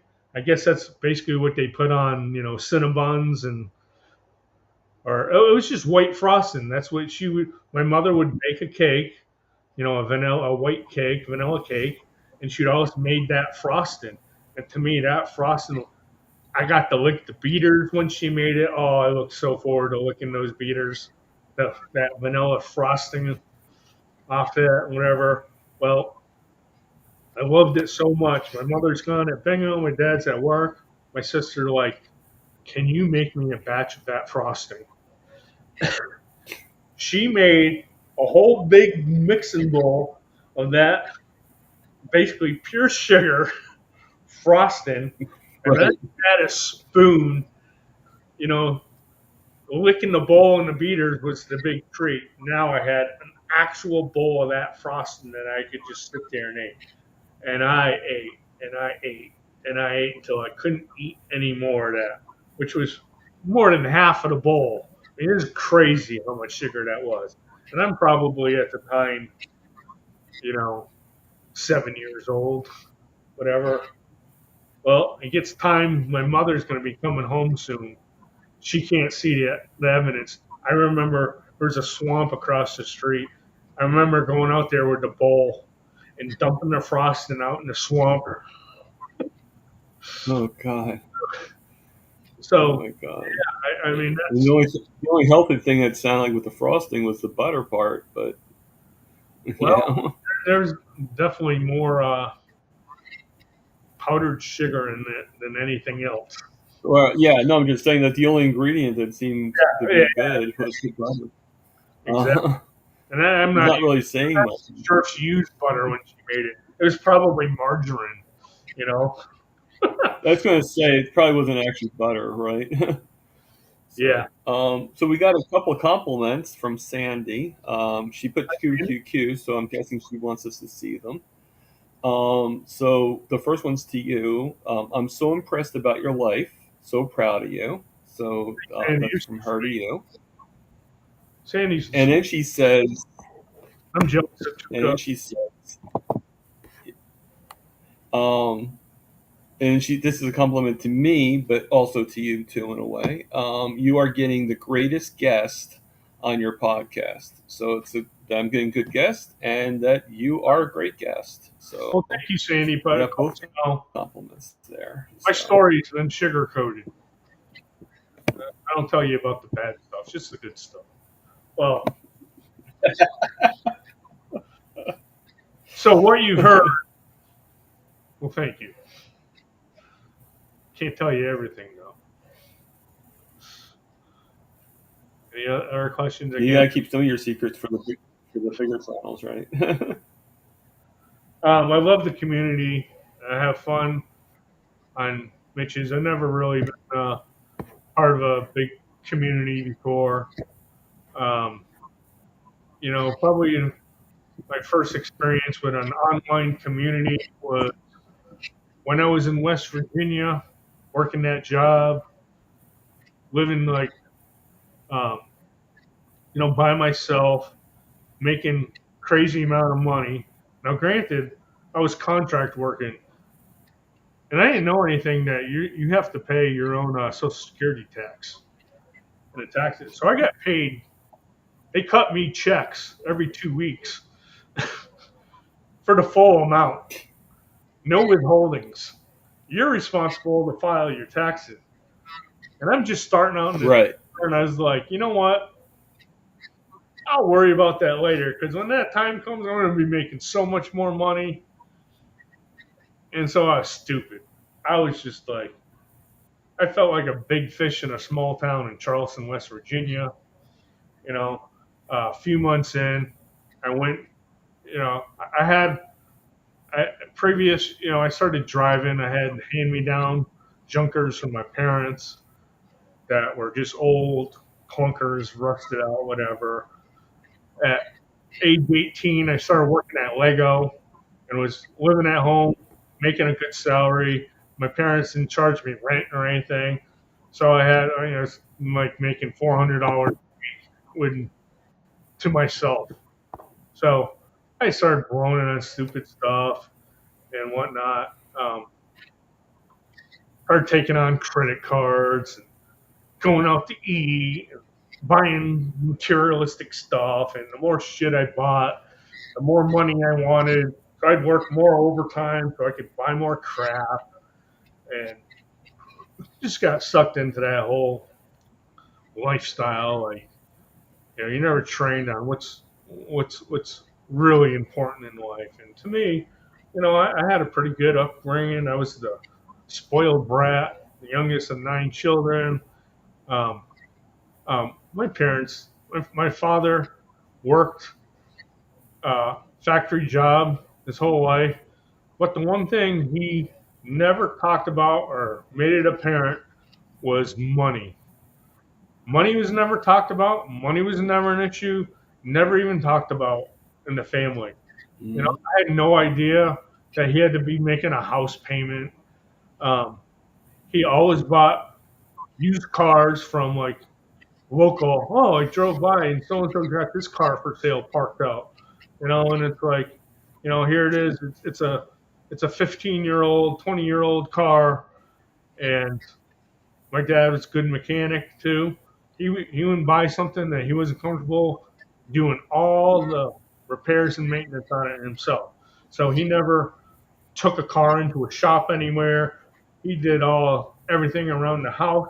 So, a modest blue collar salary, raising 3 kids and a wife who didn't have a job. I mean, that was like the traditional family unit. And the fact that he didn't talk about money, we didn't have the greatest things, but we weren't deprived. And when I become an adult and I start making money, and I have no training in dealing with money on that, what are you gonna do? You start blowing it, and having fun and whatnot. I did buy a brand new car at age 18 after, got the job at Lego. I can easily make a car payment. I bought this was in 1989 maybe. I bought a brand new Cavalier Z24, which was a leftover from the previous model year. And the price of that car was $9,999. And I went to the dealership and wow, I mean, it was white. It was a Z24 package, looked really sharp. And I had this job, and guess what? We can finance it for you, and you just have to pay $270 a month, and it's yours. Wow, I was so thrilled. I got that car. I thought I was on cloud nine. This is like the coolest thing, and so yeah. If I head back, if I never went down, like my father was a car guy, I've wasted so much money in cars and all that. And now, you know, fast forward to today's time, COVID puts me working at home, have no use for a car and all that. I'm a huge car guy, and next 5 years of my life, no need for a car whatsoever. I mean, I would only go just a couple times. Like for the first 2 years, I think it was 2 years before I even left the house. Not because I was afraid of COVID and all that. It was just like I was totally against it. Like no effing way I'm going to put on a mask. I went to Costco with my daughter, embarrassed as shit because they had the police who the membership police show us your ID card, and now to add on top of that, they felt all empowered. Not only can we need to check your ID, we need to make sure you're wearing a mask when you came in. I remember walking in with my daughter. Right. He tried coming up to me and telling me to put on a mask, and I didn't stop. I just kept walking, whatever. And my daughter's like, "Oh, don't worry, my dad. I'll make sure he puts on a mask after we're in the store. He's just don't worry about him. I'll take care of it," kind of thing. And it's like, are you kidding me? And then you go to the back of the store, everyone's sampling the foods, taking their mask off, and they're eating and having a good time. Oh, but when you walk in that front door, Right. you gotta have a mask. I'm like, Meanwhile, you're supposed to put the mask oh on. shit. Sorry for the language, but Yeah. I mean, don't get me started on that. No, you're fine. I mean, I was like, If anybody says anything, we'll find out. but yeah. So in case you're ever wondering where my handle no slow came from. So, anyways, I left the Cavalier Z24. I had two kids out of marriage. It was stupid. I didn't wear protection. Um, so I had my first kid, my son, when I was just barely 21, and then my daughter 3 years later. Um, and but I had this thing when I was younger that I'm not going to get married before the age 30 because just knowing like statistically everyone's always getting divorced and all that. And, people, I was too young and stupid when I got married. I didn't know any better and all that. So I just had this thing like, no, I'm not going to get married until age 30. Now, my wife and I, our relationship, we had rocky road. We're on and off. In fact, we're off for a few years, and that's when the second kid came along. Was darn wanting to get back together for a short period of time and knock her up a second time. Then I'm gone. So these are the bad things about me. I shouldn't be talking about. But anyways, I was joking. My wife was very pretty and hot at the time. Well, she always has been. But I would joke to her because, well, after so I left her that Cavalier because she had the two kids. I'm like, you need the car. I'm taking off. See ya. Um, we were back together at that time, but I left her the car and said, I'm going to be in West Virginia. I'm going to be making good money. I'll get a car shortly thereafter. I had all intentions of buying a brand new Pontiac GTP 4-door, like tan leather interior, white exterior, sunroof. I had it all specced out. I had the brochure on the car and everything. And I finally found one at a dealership outside Charleston. Of course, I didn't have a car. It was a 45-minute drive. I asked a coworker, can we go look at this car on the weekend? It's 45 minutes out, whatever. Like, sure, whatever. But then I saw this other car that, just for ha-has, Lexus. There was this Lexus dealership in town that had one used Lexus for sale. It was the only used car they had. And like a few years prior to that, I went to the North American International Auto Show outside of Boston. and I sat inside a Lexus when I was there, and it was powered up in the at the show. You could sit there, the whole dash lit up and all that. And I sat in this red SC 400 two-door sports coupe Lexus, you know, bright red, tan leather interior, and never seen in a foreign car interior in my life other than a 70s, early 80s American junker that I grew up on. That, like, wow, Lexus, wow. Someday I'd like to have one of those. And so, yeah, looking for a car, I went to the Lexus. On the way to buying that Pontiac that I had waited for the exact spec that I wanted, I said, on the way out, can we stop by the Lexus dealership? I just want to take a peek at this one used car. It was a 1996 used ES 300 burgundy color, tan leather interior, like I remember from the car show. Different model, of course. This is a four-door sedan, and never made it to the Pontiac dealership. Ended up buying that car, and so then I got busted by my friends. Ooh, look at you driving around in a Lexus.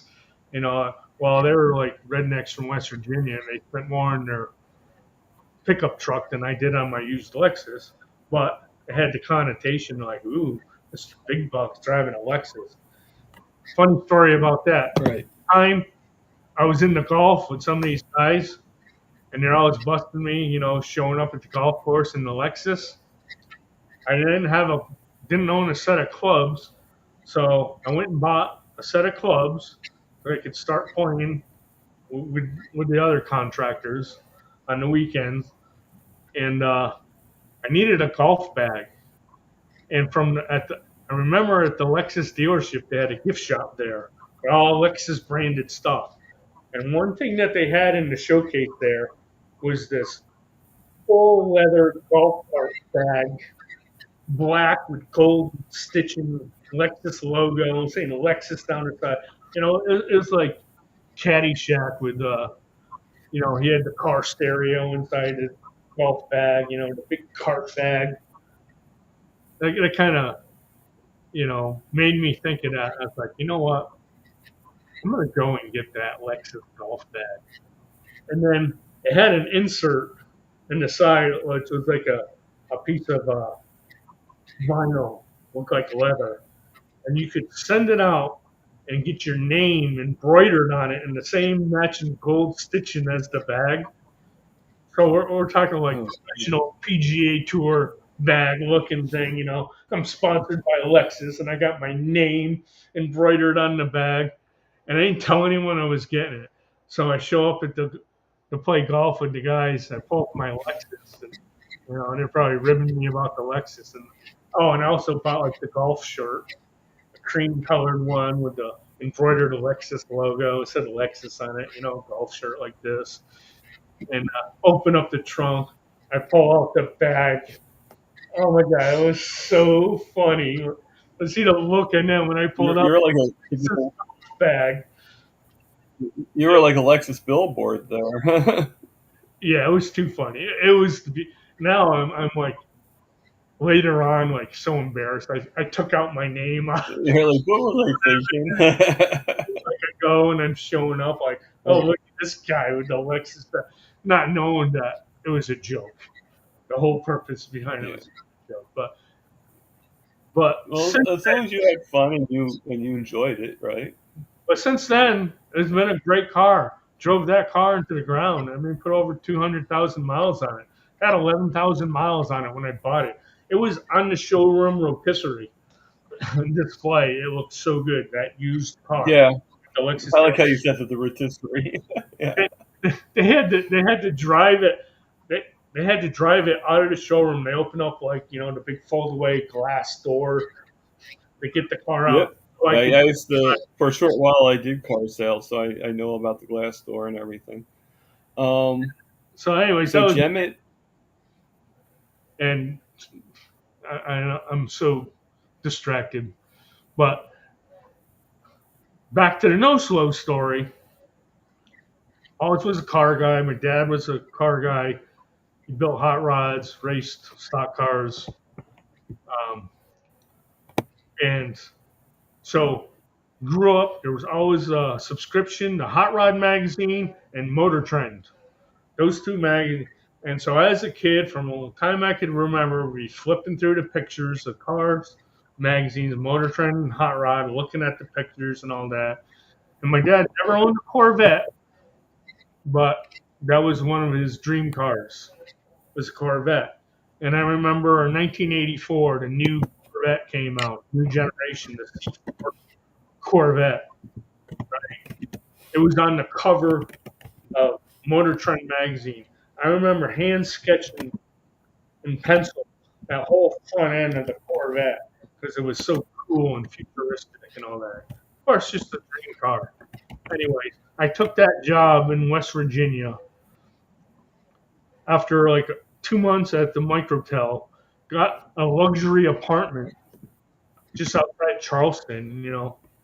One of the best apartment complexes you can get into in Charleston, West Virginia. Right, racquetball club, tennis court, swimming pool. It was at the time joked because it was all the young rich professionals, and it was like Beverly. What was that show after Beverly Hills 90120? It was that second one where they all lived in this apartment. Oh, Melrose Place.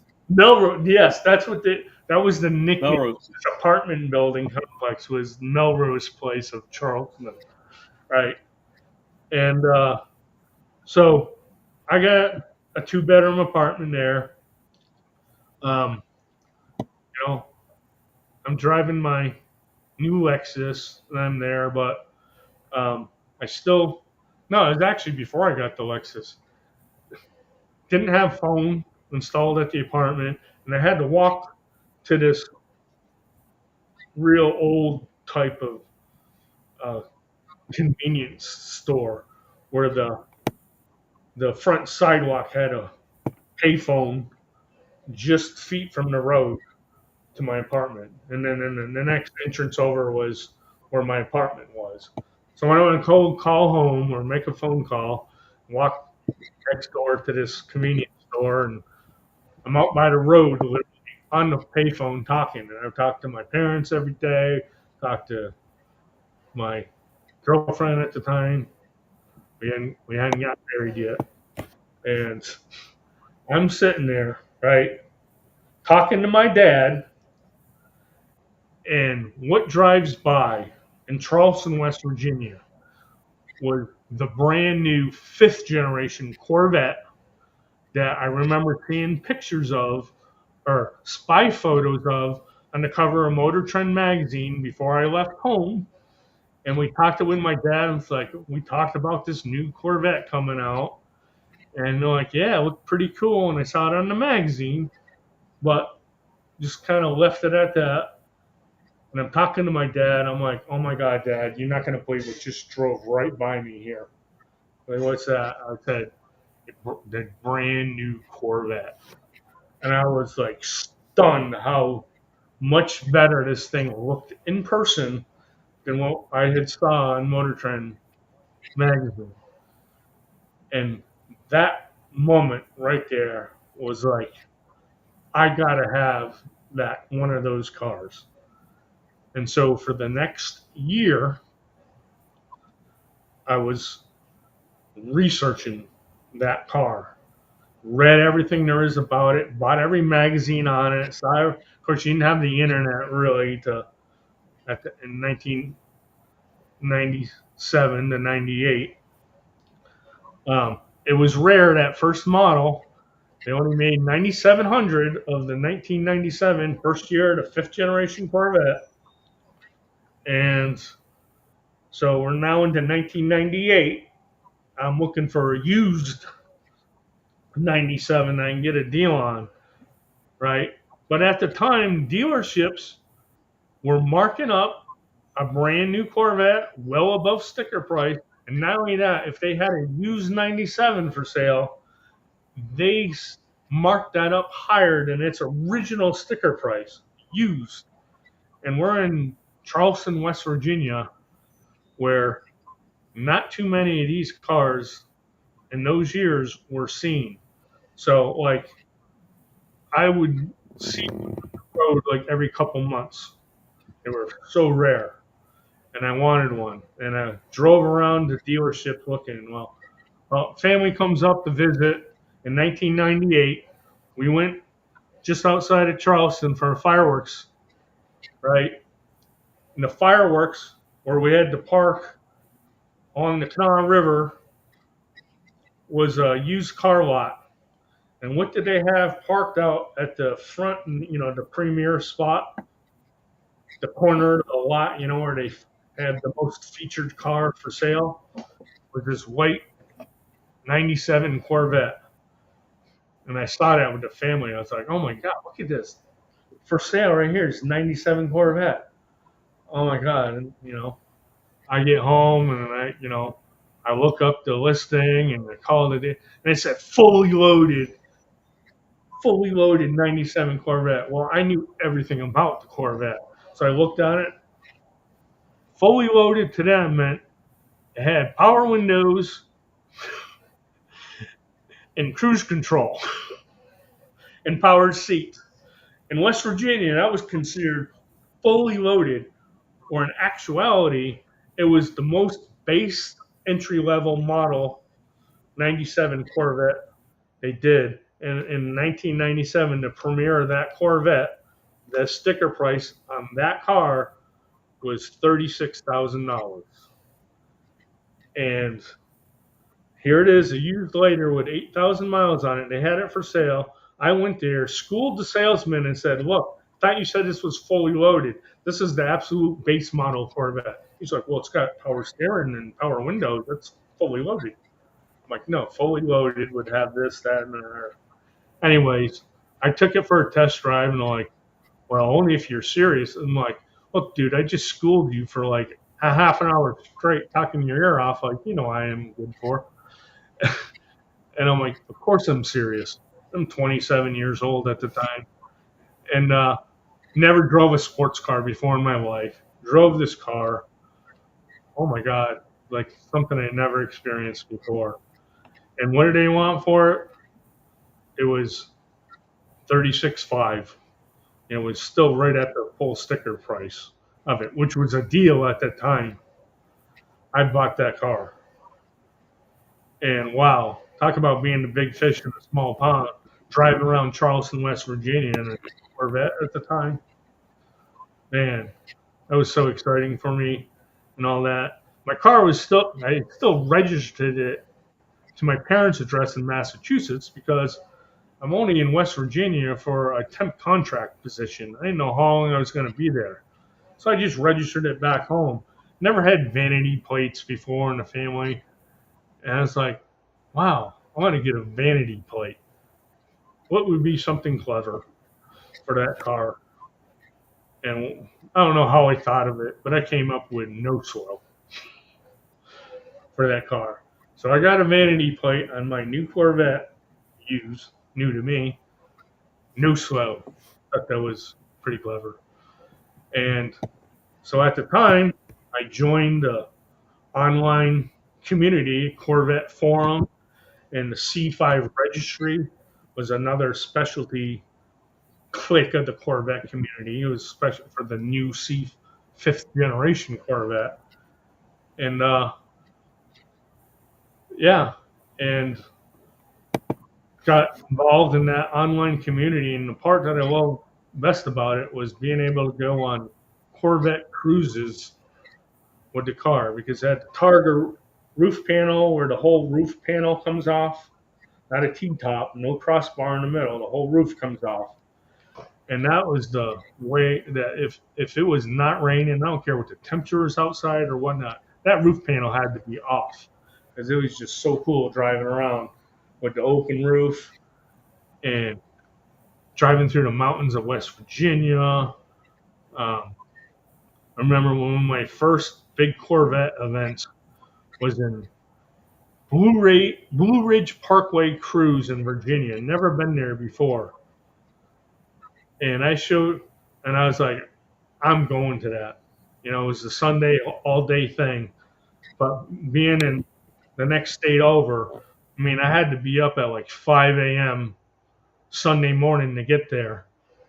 And so I'm driving Sunday morning before dawn, no cars out on the road.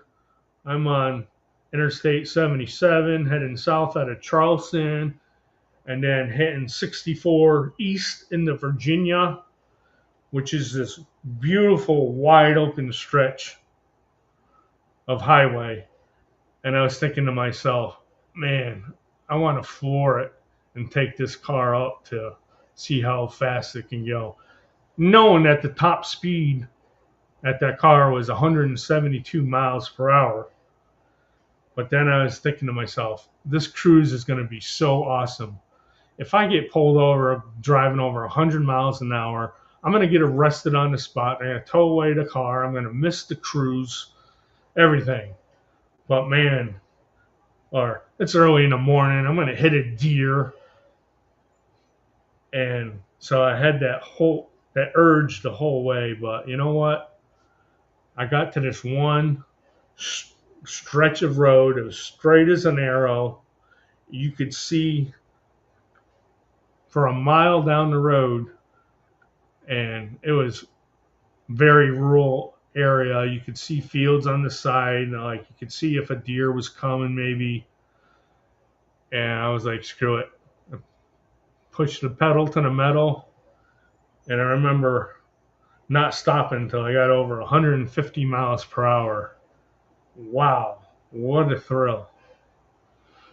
Now, my Cavalier Z24, I remember on the highway getting that thing up to 113 miles per hour before I thought the car was just going to disintegrate into a million pieces and fall apart.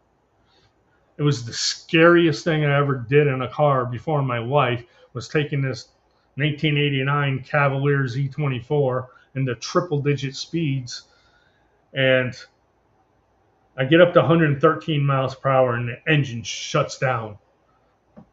And I thought, well, there it is. I just blew up this car. It had a speed limiter of like 113 miles per hour. But man, what exciting but scary at the same time. Taking that Corvette up to 150 miles per hour, smooth as silk, and just what a rush. Oh my God. So, anyways, no slow it was after that. And what a coolest thing to show up in Blue Ridge Parkway, where there was probably, I think there was like 85 Corvettes of all model years that showed up for that cruise, and to have a parade of 85 Corvettes down the Blue Ridge Parkway and pulling into like a scenic area or whatnot. We pulled into one picnic area that went kind of into the woods and then came out. We were all like, felt like being a celebrity. Everyone in the picnic area came down from their picnic tables to watch everyone, all these Corvettes come cruising through the picnic area. It was just so fun. And the part I loved about it was the beautiful scenery, the beautiful roads, and all that. And looking back, that was my biggest thing I liked about golfing, was being in the outdoors, getting outside, not necessarily the game itself, but just being outdoors and on beautiful golf courses. That's what I liked about the Corvette, driving on scenic cruises, doing that kind of thing. Um, and yeah, so to summarize, you don't need materialistic things to be happy in life. When you realize, like, the true calling, what makes you happy might be just, enjoying life, what the free things there's to offer out there. Go take a walk in Yeah, the I agree. um, that kind of thing. You don't need to spend money, buy a fancy car and whatnot. I still have that Corvette. It's been in my garage with a broken transmission now for probably about going on 6 years now. I keep saying to myself, I'm going to get it fixed or whatever, but um, you know what? The cars were more important to me when I was a renter because you never owned your house, so you didn't care so much about your living.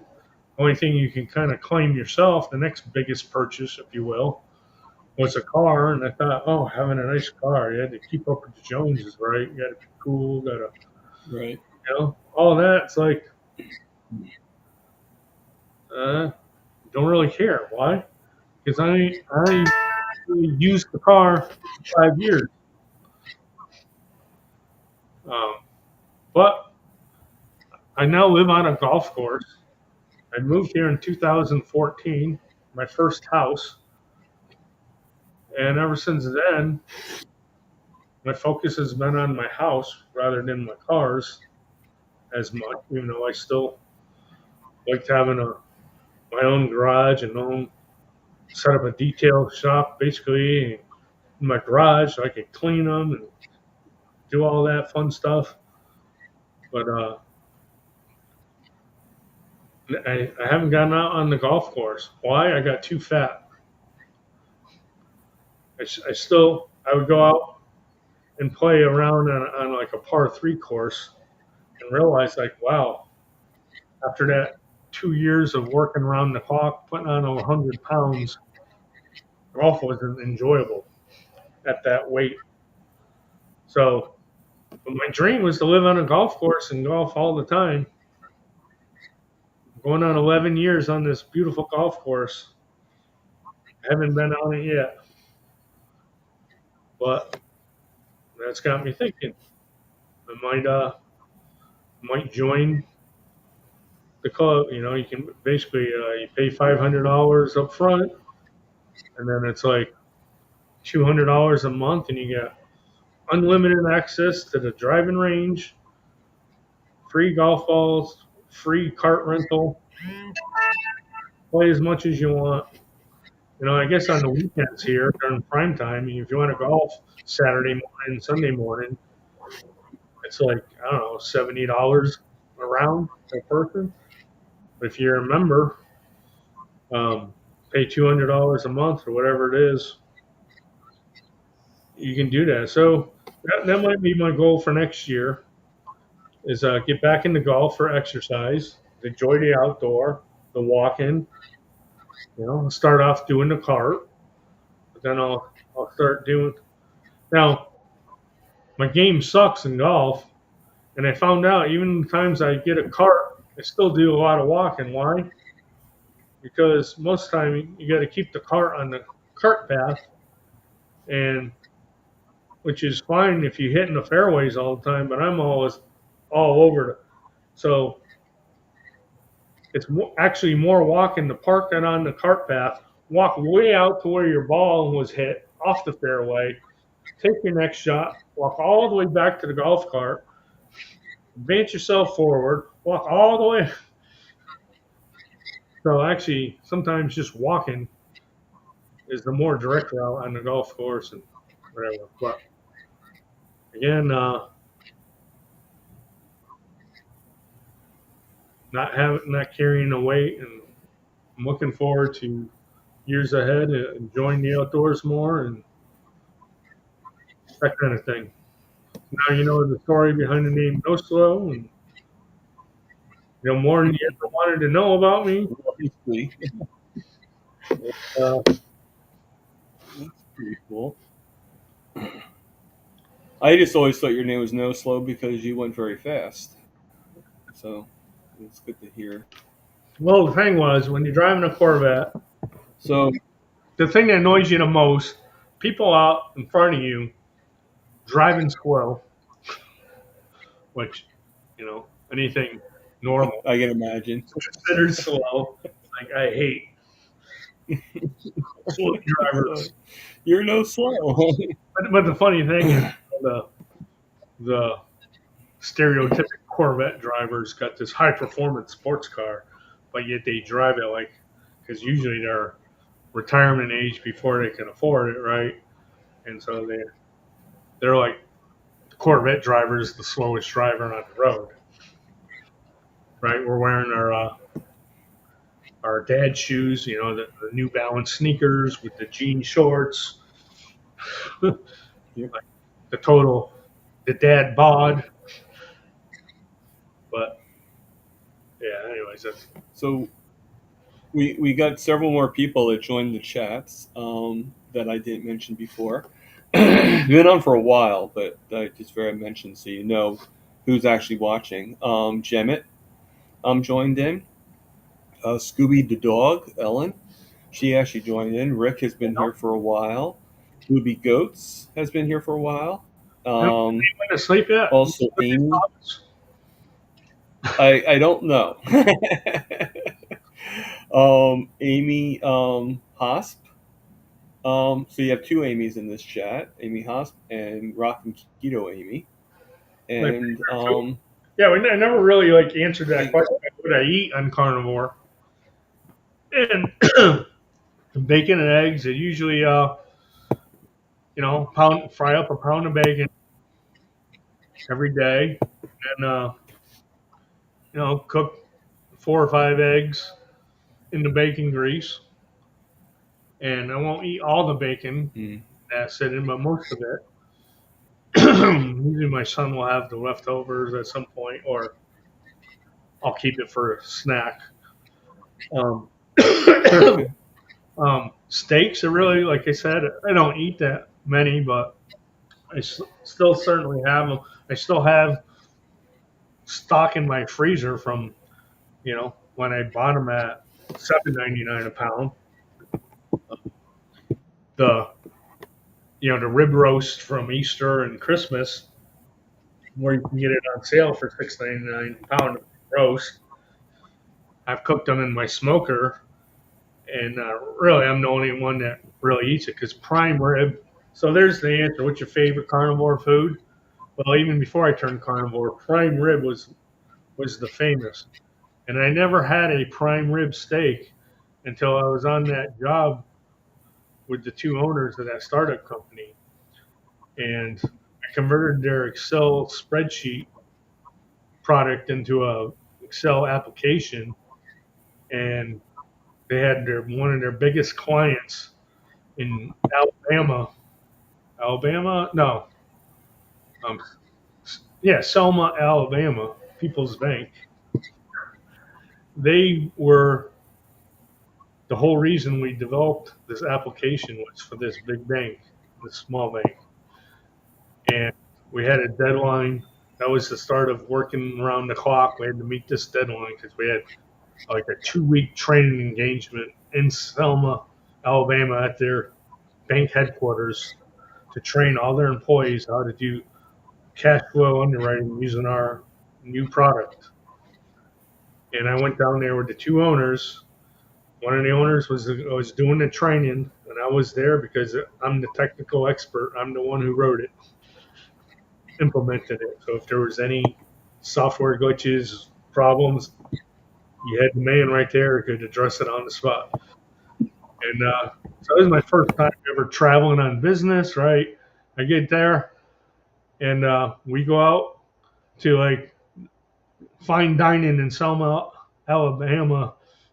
Was There weren't that many, but I think it was a restaurant called the Fox and the Hound, and was a kind of like a hunting lodge themed restaurant. With fine steaks on the menu, and I just picked a steak, not really knowing. I guess I picked prime rib, or maybe it was the recommendation of my boss or something. But I got the prime rib and had that, and wow, like I never had this before. So here I am at probably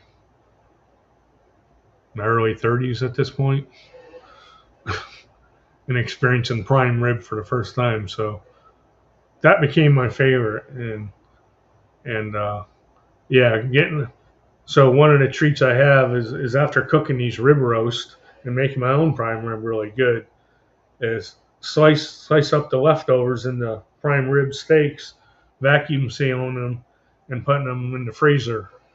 And that way, I can anytime I want pull out one of those prime ribs that were already smoked and cooked before to a nice, very medium rare, and sous vide them back up to sous vide back to 127 degrees and sear the fat a little bit.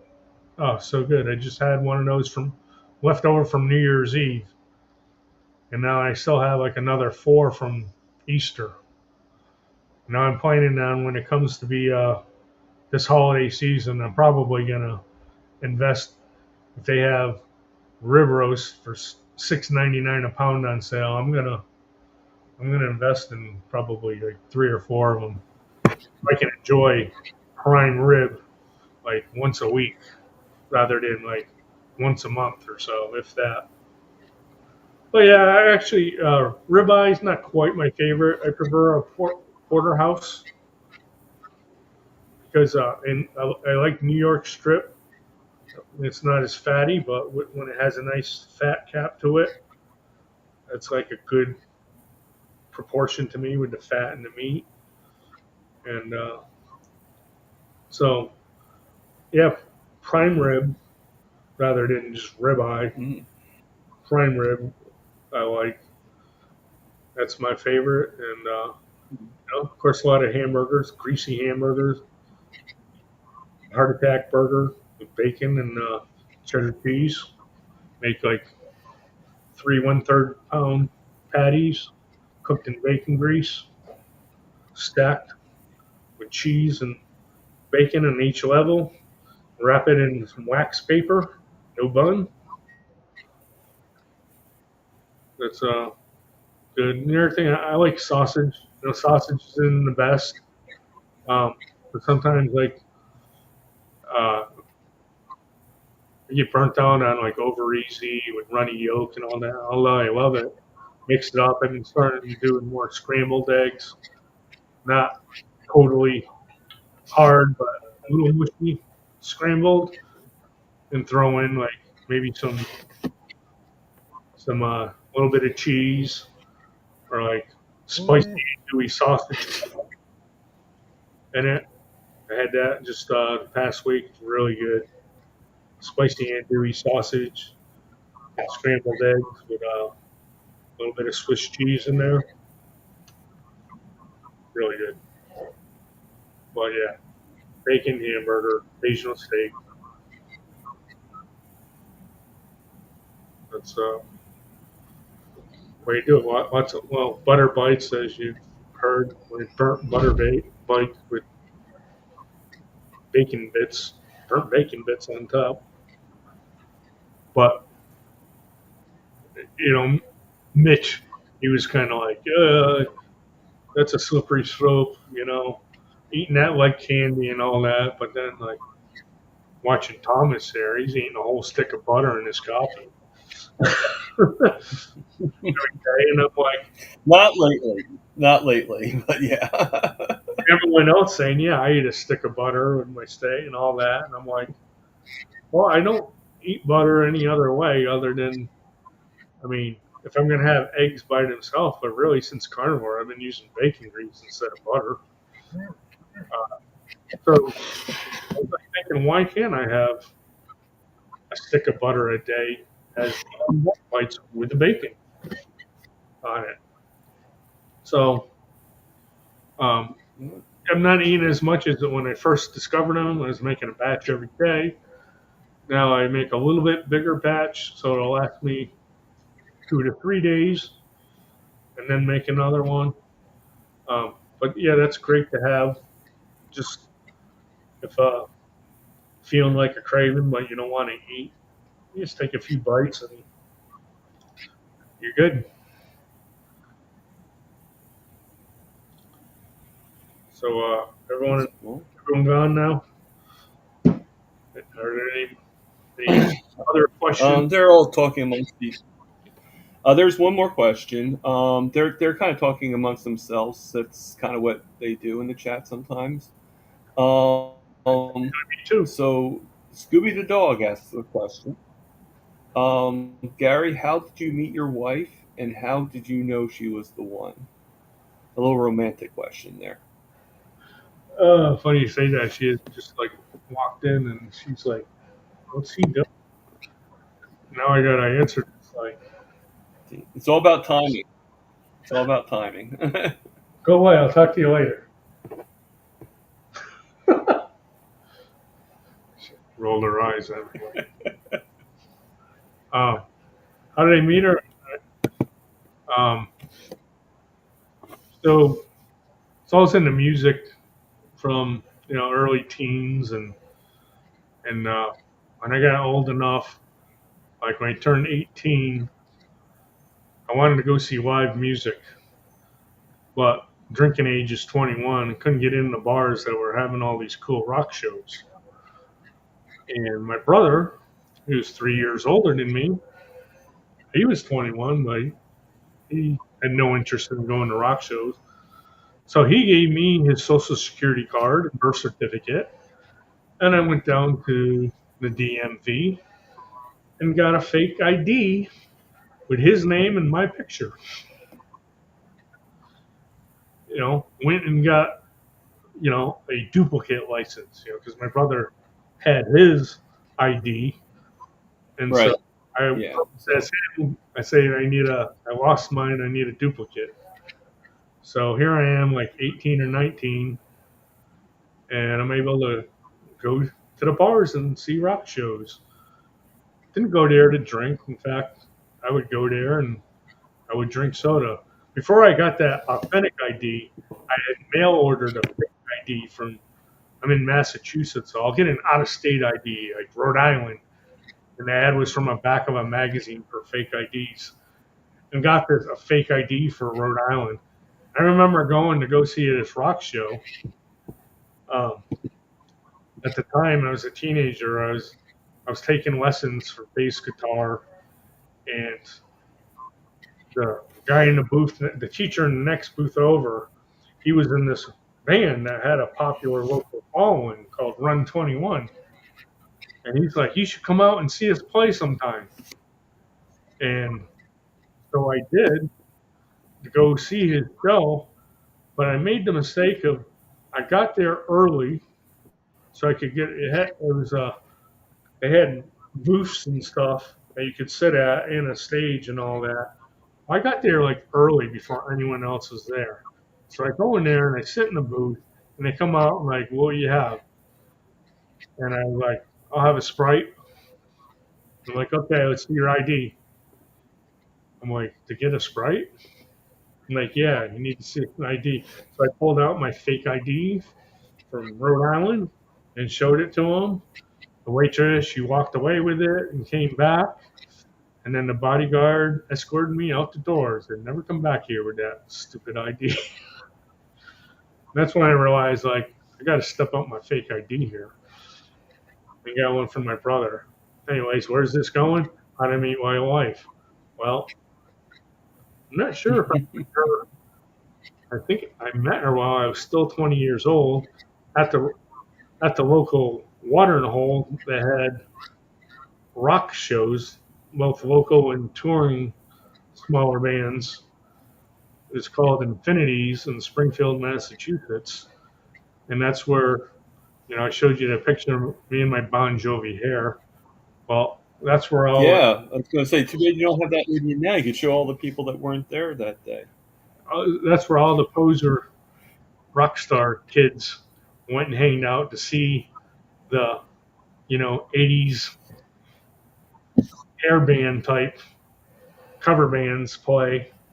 And so everyone in the audience, for the most part, were guys with long hair. You know, Do you actually have that picture again, or no? Do you have it? yeah, I'll Do you pull have it it up. with you? And You, I mean, do you want to show it real quick, just to show these ladies that are on here how good you looked? yeah, let's see. It says share media. Yeah, Keep in mind, people, this is Gary. yeah. Give me 1 second here. No problem. Take your time. So I yeah, just figured since you I'm at mentioned one of those shows, and I'm there watching the live show. I usually go with a friend at work. I worked at Lego second shift, so a lot of times we normal shift hours ended at 11, and we'd be at the bar by 11:30 in Springfield from Connecticut, and bars are open till 2 a.m. and we go there and catch rock show. And we were there Friday night. I was with my friend, my coworker at the time. He had the coolest car at the time. Me being a car guy, knowing like every model of car there was, reading Motor Trend magazine. One car slipped under my radar that I never got was the brand new Mitsubishi Turbo Eclipse. And if you remember that entry model, that the first year that car came out, that thing was sick. He got the first one in New England for a good 6 months before even another one was sold in New England because he had a relationship with this one dealership that could get allocations of rare cars, and so that's what he got. And so we would go to that rock club in his rock star car, and yeah, but that's besides the point. But I'm in there. We check out chicks and watch them dance and all that. Drink, have a good time. And then comes the last call. Show's over, and we're all like walking out. And I remember like seeing this lady on the this chick on the dance floor dancing. I wasn't really checking her out, but the one thing I do remember is she danced like a chicken. It's kind of goofy. But anyways, we're all herding out to the parking lot. And we're going through the lobby, and he just came up to me and started talking. And what we do on a Friday night afterwards, after the show, we go in and we go over to Denny's that's open 24 hours and go have breakfast. So, I mean, I've never had a girl come up to me, you know what I mean? And I didn't have courage to go up to any girls that ever. So, um, yeah, and I'm like, my friend drove. I'm like, well, we're going over to Denny's like we usually do. You want to join us? And so it's a two-seater car with a really cramped back seat, but I jumped back there with her in the back seat just my friend drove the Eclipse and he did his normal like turbo boost burnout out of the parking lot, which was always was a rush to me. And yeah, went to Denny's, and the rest is history. Started dating her, and before you knew it, I knocked her up, and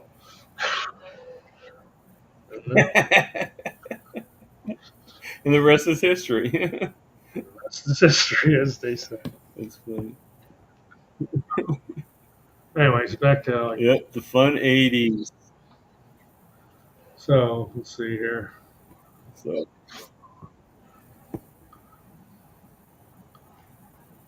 All right, where's that license picture? Anyways, this picture is that actual. Oh, no, this one might be my real license. I don't know. I have to look at it for this picture. I haven't. I have some another picture. Well, yeah, these are some funny old pictures that I'm seeing. Let's get to that. Got some other. Oh my God, pictures. Oh, now memory lane here. So let's see. How do I share media? I'm clicking on that. you share the media, and it should go down to my thing, and then I would put it on the screen. Then it says what? It's supposed to be Well, doing. nothing came up yet. It should come on to. Oh, I gotta open the file, so I need to actually download it first. Okay, because I'm on Google Photos online. I mean, how did you when you showed it on Mitch? How did you show it for Mitch? I just pulled up my cell phone. I figured I'll give you the full experience here. Okay, you could do the same thing. So Oh, you're down. giving me like the whole. All right. So now that I saved it to downloads, now it's screen share. There it is. Image. Open. Ah, let's see. Did it come up? It didn't. It's all offline still. I think. Let me just make sure. Yeah, it didn't come up as anything. Sometimes whenever I share, I have to do it again. All right. So we remove it. Like sometimes you have to do it twice. All right. Oh, you got share screen here. So let me try it Yeah, out. you did it right the first time. It just didn't go fully into it. And he was like, "Hey, we're going to adapt a spot." All right. So Ah, looking all at it, right, guys. this one's my I'm real gonna. license that I I'm got putting this up there. at Here 19. we go, guys. All right. So that's my real license, but I still had my fake one under my brother's name that I would use to get in the bars. So you can see that one says under 21 on it. So I believe that was in Right. '91 after I got my YMCA membership in Springfield and was like working out for the first time. And I told you when I got skinny for a brief few years. And yeah, and so that's my permed and dyed hair. I mean, a natural blonde, but I was I was I was very blonde as a kid, but then it started darkening in my late teens and stuff. So I'd go to the hairdresser and they, you know, put the pull that stretch that cap over your head with holes, and they would take a little crochet needle or hook and pull out strands of hair. So you look like someone who went through chemo, or you got like just a few strands of hair, and it's long hair, and they would dye that blonde, and then they would like perm it and make it curly because my hair is like perfectly straight. And then you do the Aquanet thing, And ease it Rick up. said that you were sexy. So yeah, Well, apparently my wife thought the same at the time, and that's why she approached me because that's why you're married. yeah, but I soon after disappointed her. So because it was downhill ever since then. Uh, so, anyways, that's pretty funny. If I was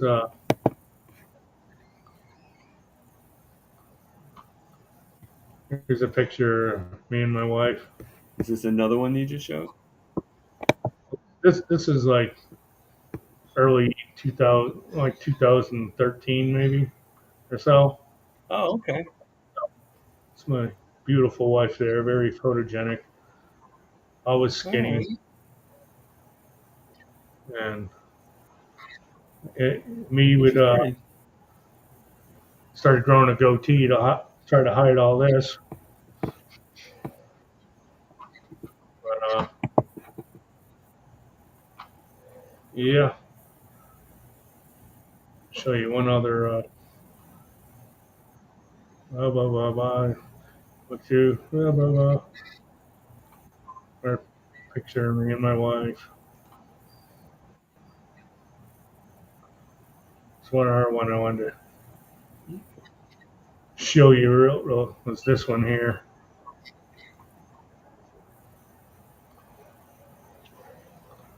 So there's Daddy with my son and my daughter. So that's probably Oh, around that's cool. I'm guessing you're a lot older now. yeah. So I'm probably 25, 24 in that picture. But yeah, that's looking back, I'm definitely like considered myself skinny, but I'm starting to put on the weight, even at 25. And so anytime I ever attempted to lose weight, I wouldn't make great strides in it, drop about 10, 20 pounds. But my punishment would be that I would come back and hit all new time highs every single time. And that vicious cycle went on through my entire adulthood. And carnivore is now going to break me from that cycle. I'm not ever going to quit carnivore, and I'm never going to see 400 pounds on the scale again. Uh, right now, I'll be thrilled to get into the 200s at this point. And, you know, if for any reason I ever let myself go and hit 300 again, which I don't see it happen once I get there, um, I mean, it's just not going to happen. This is not even in the equation anymore. I learned so much. Biggest thing lately is, learning that vegetables are trying to kill you and how they're not good. It's like you had Atkins before, and it was carbs were the enemy, but still eat your healthy fruits and salads, right? They weren't trying to kill us. Right. We didn't know Right. that potatoes is a sugar, carrots is a sugar, pasta is a sugar. You know what I mean? And so, like, so many Yeah. mind-blowing things I've come to learn, and all the I conspiracies. mean, I don't know if I really feel that plants are trying to kill me, but I definitely think that plants are trying to protect themselves. Like Let's say I this: don't think they're like ray all guns the like ailments that. You know. that we have later on in life can be attributed to diet-related stuff. Right? Had and the whole supplement and vitamin things, and they say, all right, this plant is high in this, and you eat this to get this benefit and all that, and it's like, yeah, because your diet's lacking overall. You need to like have an excuse to mix in this kind of vegetable and that kind of vegetable. This one's got this one's got that, and all that. Well, if you were eating just meat, it's got everything in one. It's one-stop shopping, right? Red meat. Now, I'll tell you something funny. I just had a at-home visit last week from Yeah. my insurance company calling me. I've been ignoring the phone call because they know what it is. They want to schedule a visit.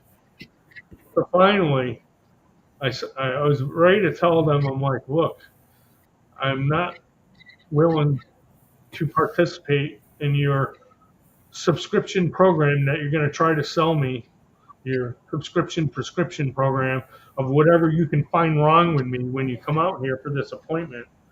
I know, it's like going to the automotive repair shop. I'm going to give you the full inspection for free. Why? So we can find stuff to upsell you on, right? Whether your car really needs it or not. And they said, well, we'll send you a $50 gift card if you do it. So I'm like, all right. And you're going to stop calling me, right? Yeah. So the lady came out and, totally surprised, probably a little bit older than me. She had a hard time walking up the steps. She wasn't overweight, but she was an elderly woman struggling with her mobility. Watching her walk up my front steps reminded me of how I was just last year. Had to rely on that handrail to support my weight to make it up there one step at a time. And she came in, and I was like, do I give her an earful about carnivore and why I think, you know, your standard, you signed a contract to promote a standard level of care dictated by ultimately big pharma and the whole medical industry, and why I choose not to participate and all that. I'm like, nothing personal, not a personal attack. I realize that you're obligated by law, or else you could get malpractice suit if you actually recommended the carnivore diet for me. you'd lose your job and possibly get sued, right? Yeah, I understand that. Anyways, I did explain to her that Yeah. carnivore diet, and I have not. I told you to show me your prescription. Don't have any. Don't need them, and just rattled off everything that's gone away, and I'm feeling better, and all the weight loss and all that. She was. I was surprised when she asked me one question. She's like, "You ever have your finger get locked in place like this?" I'm like, Yeah. "You mean my trigger finger for shooting guns?" And she's like, "No, cavemen used to get this phenomenon, or like, or something like that, that ate only meat. There's some kind of like walking joint attributed to just eating meat." Okay, I've never heard of that. Never heard it mentioned before, and all that. But she started to explain to me, well, that's a phenomenon when people try to carnivore diet. Like, oh, so you didn't acknowledge the carnivore diet, but you're actually you know about it and whatnot. She's like, the one thing I urge you to be careful is like that you don't get scurvy. I laughed.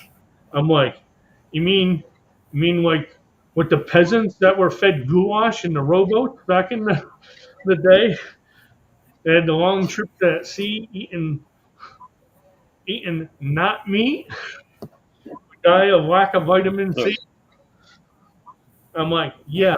I'm like, I think we can both ask this question. So, Rick, did you have any of those problems in the 40 years that you've been no, carnivore? I said nowhere in the history of ever carnivore Please has put in the chats. Both me and Gary would like to know.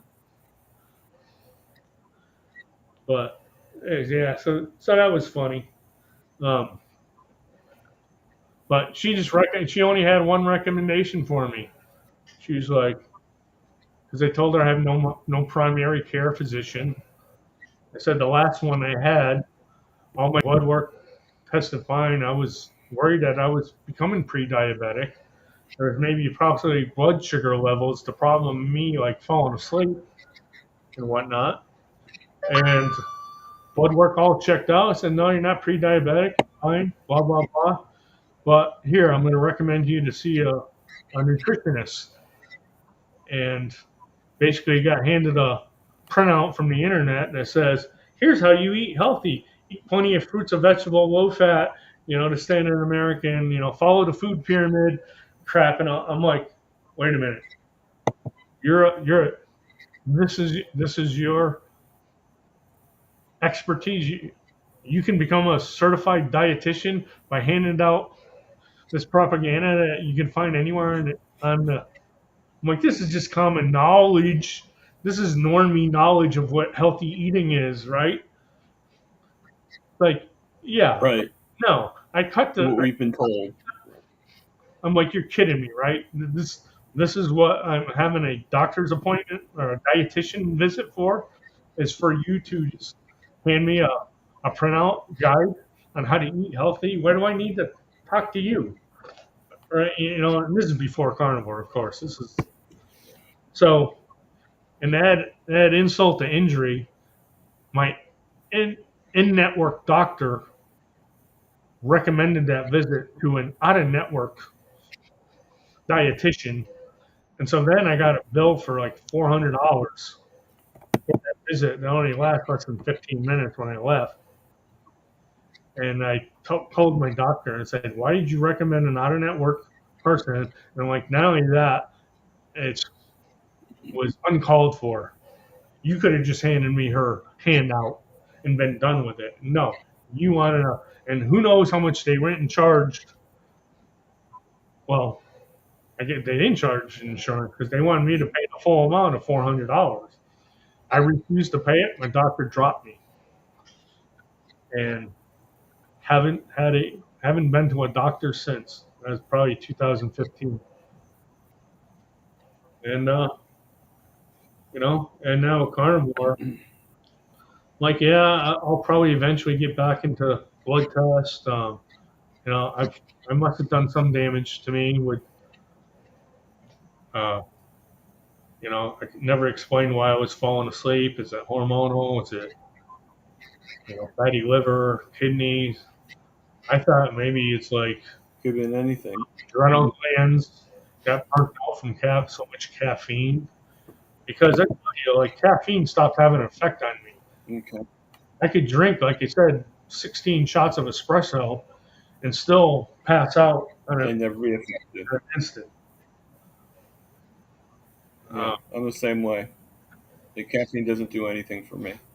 so I'm still hesitant to going back So to multiple cups of caffeinated coffee a day because maybe I am healing those bad effects of so much espresso on a daily basis for so many years. So and again, right. and now that I've been off Well, it, I mean, I think you got to do what you got to do. I mean, if you're feeling hesitant, then I don't think you should do anything that's making you question it. I'm still nursing this black coffee, Yeah. Just, and yeah. I would just. it's not. I figured I could use maybe a little boost here. That's probably what I'm like Mitch now, and I went decaf for a while, and now I'm getting giddy like Mitch is now, Right. talking, blabbering. So, I mean, I'm very introverted, and I have no social interaction, and so that's what happens to me when I come on something like this. You give me a platform. It is nervous energy too, because I feel like a lot of people like scared to come on and talk and all that. It's like I've always been scared of public speaking. I'm not really scared of this. I just question the value I'm provided on everything you've worked so hard for, Well, Thomas, on your channel. if it's any consolation, we've been on for 2 hours and 41 minutes and counting. So you Sign told you were able to tell a lot, probably a lot more than you expected, right? um, I could which rank, I thank you for that. and I know how people are. People get, we're all here for carnivore and all that. But when you're seeing people on a daily basis and regular, you get curious. It's just human curiosity. You want to know more about the person behind that avatar or name, right? It's like you want to know more about the person. Not necessarily that you want to become friends or build a relationship with them. It's just curiosity. And that's why, like even watching your channel, Thomas, I was just kind of curious. I mean, and said hi to you in chat and all that. What's Thomas all about? I didn't know your story. I didn't know what you went through and all that. And as a lot of others, like you got our attention, and we're here, and Thank you. I appreciate I that. can see the improvement it's made on you. I mean, at first you were pretty low energy, doom and gloom kind of, uh, and It's what everybody tells me. Yes. you had a vibrant personality. You're glowing. You're looking good. I can see the difference. And I told you before, I used to watch you at like 2x speed on YouTube, and it was normal. It's like, no, I can't. I got to watch you at normal speed. I mean, other than, you know, of course, I understand. I'm like you. Yeah, like all the filler words. That's why like Rick impresses me so much. How can someone talk for 12 hours straight and not have a one interjection in there at any point? That's I used to, people always call me, you're a smart person and all that, but I never had verbal skills and all that. I worked with one person who was a tech guy just like me, the guy who hired me to go work in North Carolina as the first full time programmer, and he was about my age, maybe a year older. And he was the most nicest, friendly, well spoken. Everyone liked the guy. He's the person that says hi to everyone, and a total stranger in the elevator. Hey, how you doing? How's your day been? And I'm always like, just looking at it like, you know that person? No, that's a total stranger. Just had that outgoing personality and could talk. But there's a tech issue and times of the essence. He puts on blinders and he's like someone out of the hacker movies who's like gets to a DOS prompt, starts typing in commands in Linux or Linux prompt and doing all this stuff. You can't talk to him, He's laser focused, brilliant, and whatever. And I'm like, someone with that amount of technical skill and knowledge does not match that outgoing extrovert personality. And, the company that contracted him, he was a network Yeah. infrastructure specialist. And the title insurance company in Chapel Hill, North Carolina, hired him to bring their agent infrastructure into Windows networking. So they had like 29 branch offices in North Carolina. How can you network all our offices together under Windows, this new worried thing? And he worked with, for them like 6 months. They were so impressed with his personality. It's like, we like to hire you to actually establish an IT department in our company. And that's what he did. His first job after establishing a Windows network was to then they had a DOS based underwriting system. They wanted to bring it to this new thing called Windows with graphical user interface and mouse, not keyboard and only. And so he contracted the company that I started my career with in West Virginia to build this title insurance underwriting application for this company. And they spent like 3 years on this project, went over budget, costed the company like, I think it was over $1.5 million for this. They finally got into final testing and rollout of the software.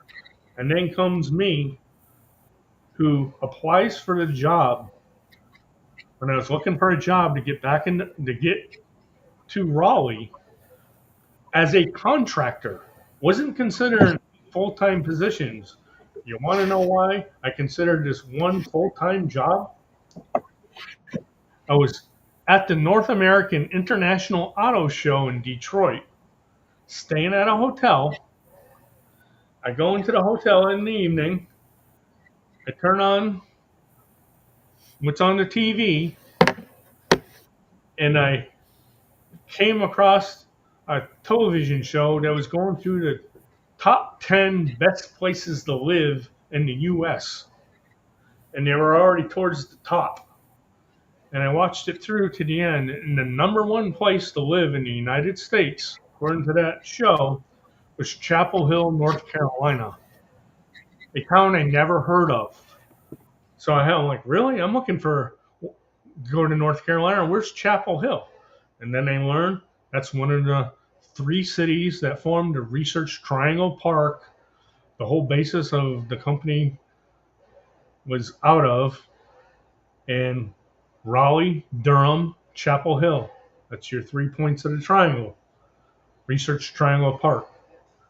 I was like, huh.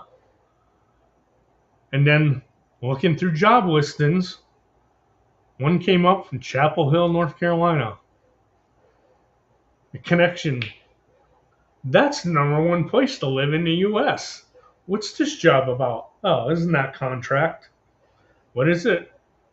Title insurance? What the hell is title insurance? Didn't know what that was. I looked at it, matched my it matched my resume to the T. I'm like, all right, I'll just for ha-has send the application to there.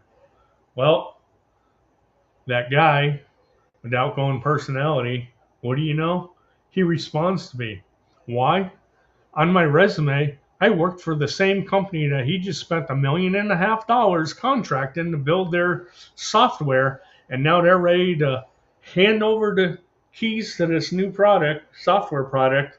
And it's like, you can either continue paying us this crazy amount of money to support it going forward, or you can hire your own programmer who knows Visual Basic and can continue on, maintain it. And so I fit the bill perfect for what he was looking for. My work experience was from that same company, having the exact same technical matchup to that underwriting system that they just got. And it was a match made in heaven. I took the job. They flew me out from Charleston, West Virginia to Raleigh in the morning. You get there. What's the first thing he does? Never been to a Starbucks in my life, but I love Starbucks frappuccinos from the supermarket. He walked me across the street to the Starbucks location, and I didn't know what to order in the Starbucks. I was like, you know what? I love Starbucks frappuccinos. I'll get one of those. Totally different from the store than what's in the bottle in the supermarket. So I got this huge creamy drink topped with whipped cream and all that. And we go back to the main office across the street, and he's giving me the tour of the place and introducing me everything. And I'm drinking the big sugary frappuccino drink with me and all that. He was a great guy. He took me out to lunch after that day, and then they flew me back to back to West Virginia. Immediately followed up with a job offer right after that. And I said, no offense, I'm not looking to be a full-time employee.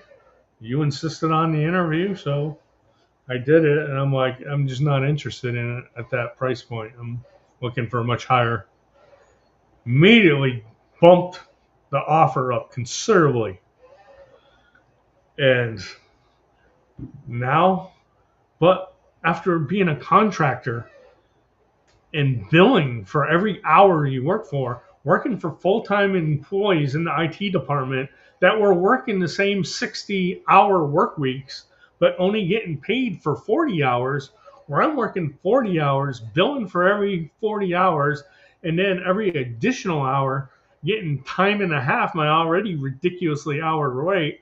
I'm like, there's no way in heck I'm going to do that. Well, he then sweetened the deal even further and said, we're going to give you a sign-on bonus of this much. We will pay for your relocation expenses to get into North Carolina. And to be honest with you, I was like, you know what? Free relocation to the area where I really want to work. If the job doesn't work out, I can go back to contracting and whatnot. So, and at the point, I've already been in West Virginia the first 2 years by myself, but since it looked like the job wasn't going to end, my wife and 2 kids came down. At this point, I haven't quite married her yet. We got married in 2000, so this was 1999. They were living with me, and the kids were enrolled in school there. This was like March time frame of the year, so the kids still had several months left of school, and he wants me to relocate all the kids out of school, come there. And I said, well, look, I'm willing to come down there and start working until my kids finish off their school year before I move the family down. So if you can put me up in a fully furnished apartment for the next 3-4 months, whatever it was, until pay for that, so I can continue paying for my family's rent in West Virginia, then, and cover the moving of all my whatever furniture I had and all that. It was probably at the time it was about $3,000. I said, sure, let's do it. So they put me up, and a 2-bedroom luxury apartment. It was gorgeous. It was like the best house I've ever been in this luxury. I told you I was in Melrose Place from West Virginia. No, this place I went into Mm-hmm. made that place look like I just came from the ghetto, and I moved to luxurious Southern estate living, even though it's an apartment complex. That was great. Wow. And so I lived there for that. And then when it's time for them to move in, I loved that place so much. I upgraded to a 3-bedroom in unit with attached garage. I was a middle unit with no garage, or no, yeah, no garage. And so then I went to the 3-bedroom version, attached garage, 2-story, end unit, balcony, like really nice. The family, the pool was really nice. Spent a lot of time there with the family, and so all that has just been. I've had a lot of good breaks in life, and that was cool how that just fell into place. I Sounds like got fired from a job before. Every opportunity just literally fell in my lap and got me to a better place. And I told you the only job interviews I really went through and sucked at was at Lego Factory. And to prove it, I never got a single. I've probably posted for a dozen, even an upgrade into the injection molding part. I got literally laughed at by the boss because I had long hair. And he's like, "Why do you have long hair?" He's like, I just said, "So, whatever." He's like, "Oh, because you're a rock star, right?" He's like mocking me. Totally like, you know, and of course, I did not get that job. And, kind of, uh, it's kind of like when I left the place, it was like, here's this for you, Lego. Thanks for the education. Thanks for the investment. Now I'm going to go make some real money with it. Where you could have had. Turns out to be great because, within 5-10 years after that whole factory shut down. And then all my friends from there, they're like, "Oh man, you got out just in time. We should have went to, how much you making now?" It's like, oh, like you guys were the party lifestyle. 7 days a week, get out of work at 11 p.m., hit the bars till 2 a.m., do it all over again the next day. Kind of hard to go to school. I would participate on them like maybe once or twice a week, but then during the week they were doing it like every night. And there's another lesson, kids. Don't fall into peer influence. Don't have don't live your life with FOMO. Don't let FOMO give you an excuse to make bad decisions. You know what I mean? mm, Like the whole life yeah. you told you to live a certain way, and that's what happiness is. It's like no, I'm like watching all like I said, homesteading, prepper, conservative lifestyle, all that kind of stuff, and looking at what's from my generation to the new generations and all that, all I see is this society in decline. And along with that, the whole food is in decline, uh, family values in decline. And when you get too conspiratorial about it, it's by design. They want to keep you smushed down. They only want two classes: the working class and the rich class. No in between. Middle class is it enemy. Um, middle class probably got two always scared the elites and say, you know what, we need to cut out this middle class shit. They're going to take over eventually. So let's keep everyone down, keep everyone poor, keep everyone debt slaves, yada yada yada. Don't encourage family values or anything like that. Let's start going into all the other stuff that we shouldn't talk about here on YouTube. And the older I get, I never considered myself as born raised Catholic, not practicing. You know, I was more young. I'm like, yeah, I want to live the hedonistic lifestyle. Why wouldn't you? I want to have good things. I want to have good times and whatever. It's like, yeah. Now you get older, wiser, and you know, and then it just makes it worse being on carnivore.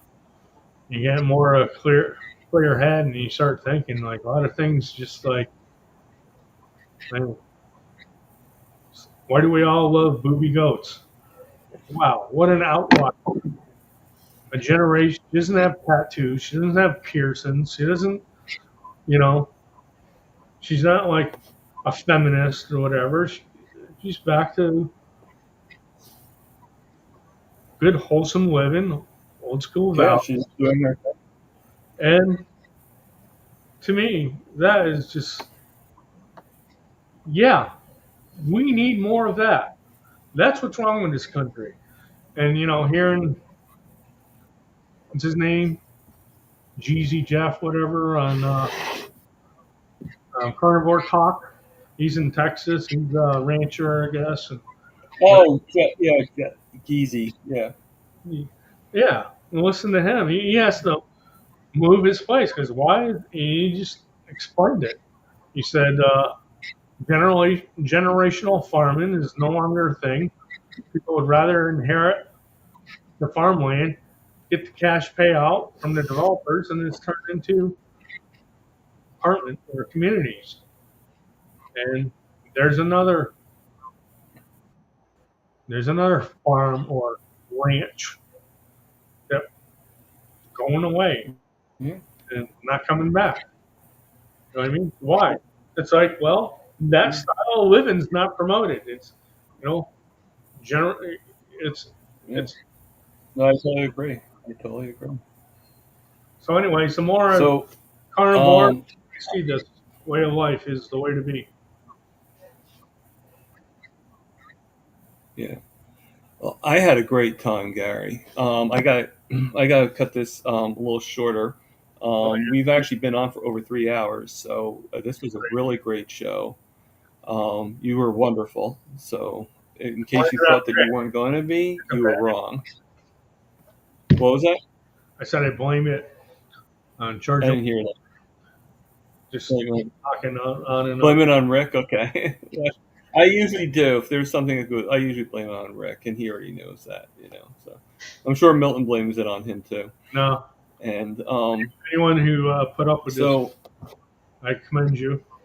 yeah. So I'm gonna get going soon. I have a few things I have to do soon. So just like everything, life goes on and stuff. I say you So change the thumbnail um, for this and say non-carnivore topic, no salt. Because no, it's fine. a lot of people are going to be. We talked about a little bit of carnivore. I mean, you told about your meals and stuff like that. So carnivore kind of snuck in there, Uh, so, just let you guys know, I have few interviews up until November, but I don't have any in November, and I don't have any in December. So, if anybody is interested in coming on and telling their story, just like Gary did today, and many others, just email me at tpruitt40@gmail.com, or just in the descriptions, it'll be in there as well. Next week, we're going to be joined by none other than Adam Lacey. Is going to be the guest of honor that week, the targeted guest of honor. So we're going to be hearing his story and everything. So I'm pretty excited. I'm pretty excited about everybody. So everybody so far has been top notch of a guest. And I do appreciate everybody being on here. And Gary, again, thank you so much for being on here Thank and all the misfits telling out your there. story. Shout out. What happened? Shout out to all the misfits. I'm sure that's why anyone who's endured Oh yeah, so because we're all the misfits. Mitchfits, the Quackers, whatever you call Rick's thing. The Duck Attackers or something like that. You're probably going to get. Rick, just email me. You know my email. Anytime you want to come on and do the interview, you are welcome anytime, Rick. Right, and that goes for Papa too. I would need to set a time for him We too, enjoyed it if he's not here 24/7. still. All day, all Rick. Yeah, Cable channel. the It's like, what's there to the watch? Rickinator. Oh, Rick's on. Yeah, it kind of like hey, I'm a little bored right now. I'm going to go watch Rick. So, again, thank you, everybody, for being here. I know you guys missed a few lot. I know Dr. Nelson had a live, so I'm sorry you guys missed that. But you can always watch the replay. Just like I would have been fine either way. But I'm super grateful that you chose me. Okay. Um, Sorry, no so we're cats. going to end it. And no, can't. Well, yeah, Rick, you have no choice. You're the only one on the show. You have to be the one talking. All right, so live, love, heal, and I think we all know the next line: eat the meat. Amen, brother.